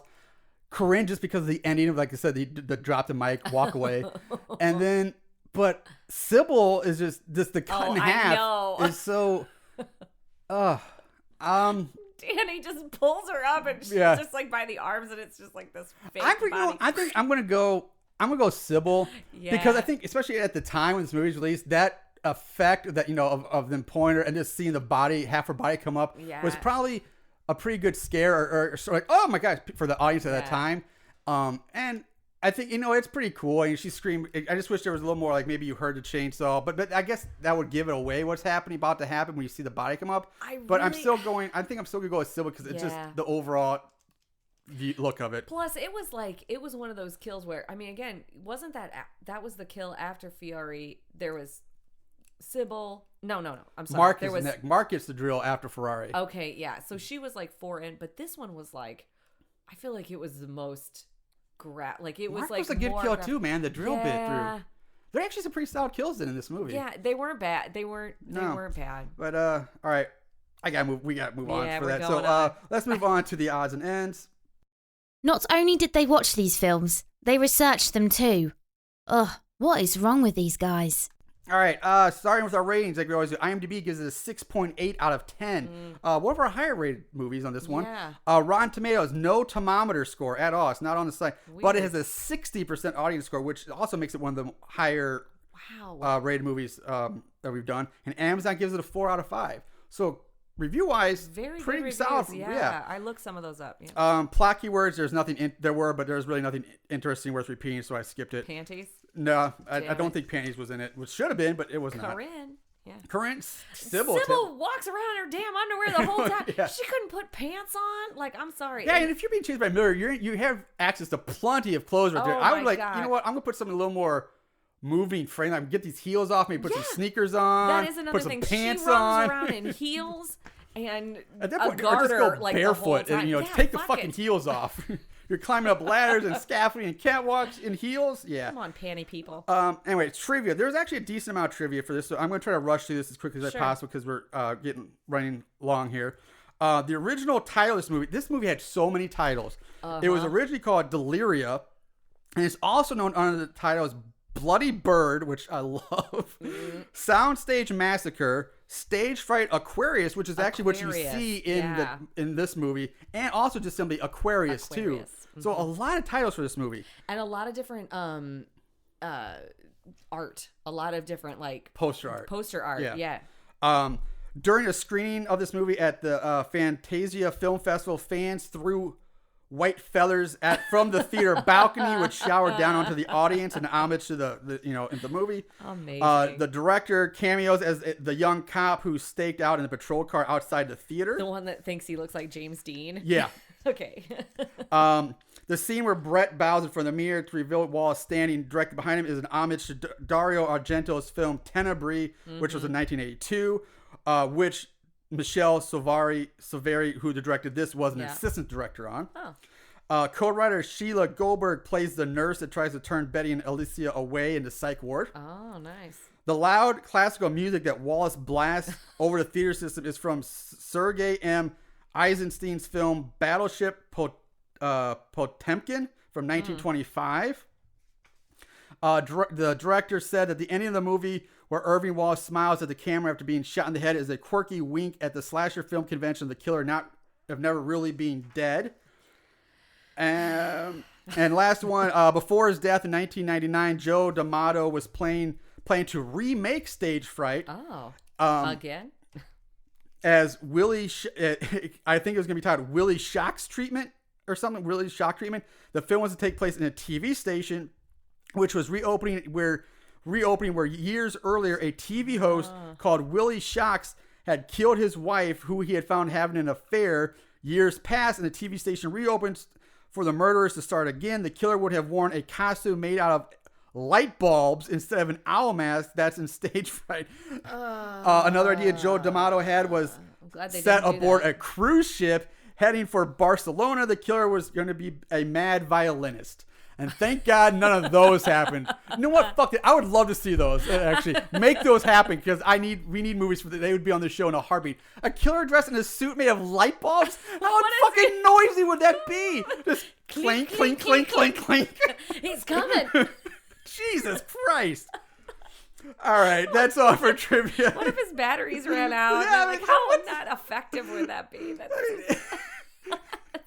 like the worst character. And there's something ever. like dress like Lady Gaga or Katy Perry would wear someday. That's like a crazy pop music video. Like. All right. With that, we do get to play the budget game this week. It's now time to play everyone's favorite game. Guess the budget. All right, Sarah, what do you guess is the budget for the 1987 Stage Fright? Okay, I got really excited about playing the budget game because I'm really terrible at this game, but I really thought very hard. Okay. I think this budget is honestly super high. Super high. Well, I mean, in 1980s In terms. 87, okay, I'm trying to, in 1987 money. I'm trying to think about because other movies, I typically am on other 80s movies like this with you guys. And they have always shocked me. I like wanted to say, because of all of the editing and camera work and then so many people in this movie, I want to say, I'm going to say $1 million, which seems insane to me, but I feel like, I don't know. I feel like it's one of those things that's going to be more than I think. $1 million is your guess. It's my final answer. The budget for Stage Fright 1987. $1 million. Did you fucking cheat? No. Did you look at this up? No. In fact, I didn't at all because I didn't have time really to look up any stuff. Congratulations. You got it right on the neck. You win both showcases. Damn it. I wish Aaron was here so much so I could rub it in his face. Not that I would do that. I'm trying to guess if Aaron would have gone way too high or way too low on this one. I wanted to say something stupid. I think he might have gone low. I think he could have gone low on this one. I wanted to go low. Like, I wanted to go, like, at least 500,000 or something like that. But I was just like, that's where Aaron would have come in. I just felt like or 750. This movie with the music and I just felt like they overspent it. I don't know. All right. Well, congratulations. You nailed it on the head. Damn it. I get 2 tickets to the Night Owl or whatever it's called. All right. Let's move on to 5-star reviews. These special movies have a place in these special people's hearts. 5-star reviews. All right. 5-star reviews. 28% of the reviews were 5-star. Wow. 45% of the reviews were 4-star. And only 5% were 1-star. Wow. So again, a lot of good reviews for this movie. From TDSL, you should buy this right now. Place your order immediately. Then wait. When it arrives, watch it. You're so very welcome. 5-star. I love that review.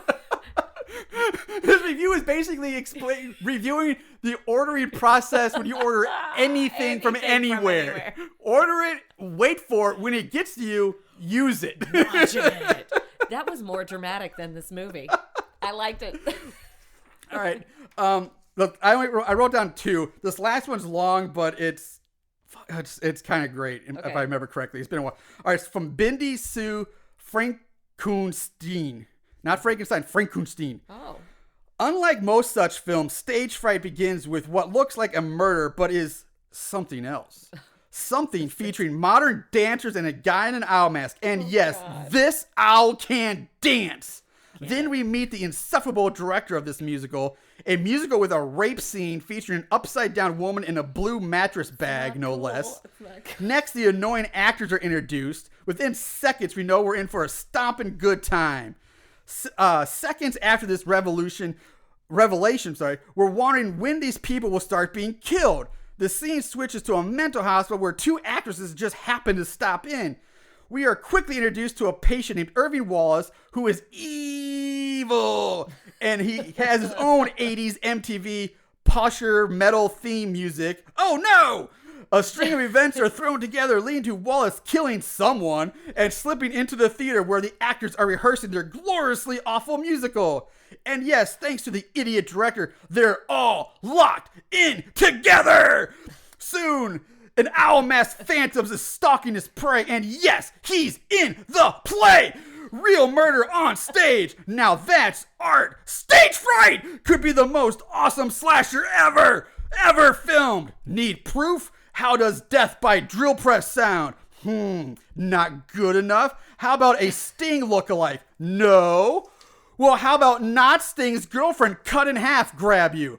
I thought so. Sting. And not Sting gets an intestinal cleansing by chainsaw. And that's not all. This all leads up to the mano-y-mano finale with Alicia versus the Fine Feathered Fiend. It could be the longest finale ever filmed, complete with cadaver and mannequin weirdness, a never-ending feather storm, a noisy feline named Lucifer, the catwalk showdown, and the burning owlman howl. Let's scream it together now. Ooh, all this while insanely expensive soundtracks boom excessively, and obviously oblivious cops sit right outside in the world's biggest deluge. Questions you'll ask after watching this masterpiece. 1, why don't they make this movie? Why don't they make movies like this anymore?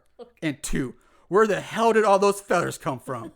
3, why didn't the real Marilyn Monroe play the saxophone in her other films? And 4, what was the mystic reason for the tacked-on second finale? Oh yes, our devotion to the schlock gods has paid off. Amen.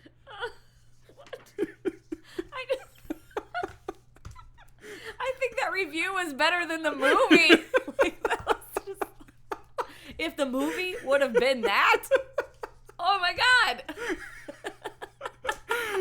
Who is this guy? Give him a script so he can give him a job. Bindi Sue Frankenstein. Bindi Sue, I hope you're a writer because you have a gift, my friend, of taking some crap and making it shiny. That was great. Well, with that said, let's wrap this up. Sarah, what are your final thoughts on Stage Fright? I hate to be as anticlimactic as this movie. But I don't know. Like, a part of me really... Okay, a huge part of me wants to say, so bad, it's scary. But then there are parts that are good. Like, again, when the killing gets started and everything happens and everybody's dying, it's really, really... It gets you. There were times I laughed. There were things that I liked. I thought that sometimes the owl was creepy. It's not the creepiest killer that we've seen. Not the most terrible. This is really hard. Like, I didn't write anything down because I didn't know. Okay, I'm going to say, I can't believe it. I'm going to say so bad it's good. All right, so bad it's good from Sarah. But only with the stipulation that it's not really that good, but it's not that bad either. If you can make it through like those lulls, then it's okay. You take it for what it's worth. But I was the kind of there with you. I remember watching. I've seen this movie several times now. I remember watching it probably a year or two ago when I was going through, and I added it to my list for shows, and I eventually get to. But I was watching it this week. I've watched twice this week. And I was thinking, what am I going to say? And I realized it wasn't as bad as I remember it being. Right. And looking at there's a lot of things in this movie I enjoyed. I enjoyed the music. Overall, the writing is not bad. It tells a story. Yeah. The kills are pretty solid. I am saying so bad it's good for this. But yeah, after I think Laurel's death, you can probably fast forward for the next 5 minutes, 10 minutes, and just skip to the finale. You don't need to see her walking around for 10 minutes. But other than that, it's pretty solid. It's a solid little horror movie. It's not that bad. It's worth watching at least once. Yeah. I do think the owl killer, it's unique, but it's kind of silly though. It's not that intimidating. I mean, it's a guy in a giant mascot head running around, but it's better than a fucking Donald Duck killer. I'll say that. So I'm saying so bad it's good. It's worth at least one watch just to see it. But you can find it. It's on Amazon right now, Prime for free, so it's not going to cost you anything. I also watched it on Yahoo. Not Yahoo. Oh my God. I'm really tired, people. YouTube. I didn't know, but if it's there too. Yeah, it's on YouTube. So you can watch it for free. Somebody remastered it, and it was great. Yeah. Why not? All right, Moon Goons, we ran a little long today, but if you're still listening, I want to say thank you very much. Appreciate it. We'll be back in another time in the near future with another episode. So in the meantime, guys, watch more horror movies, and remember to always keep it tight. Woohoo!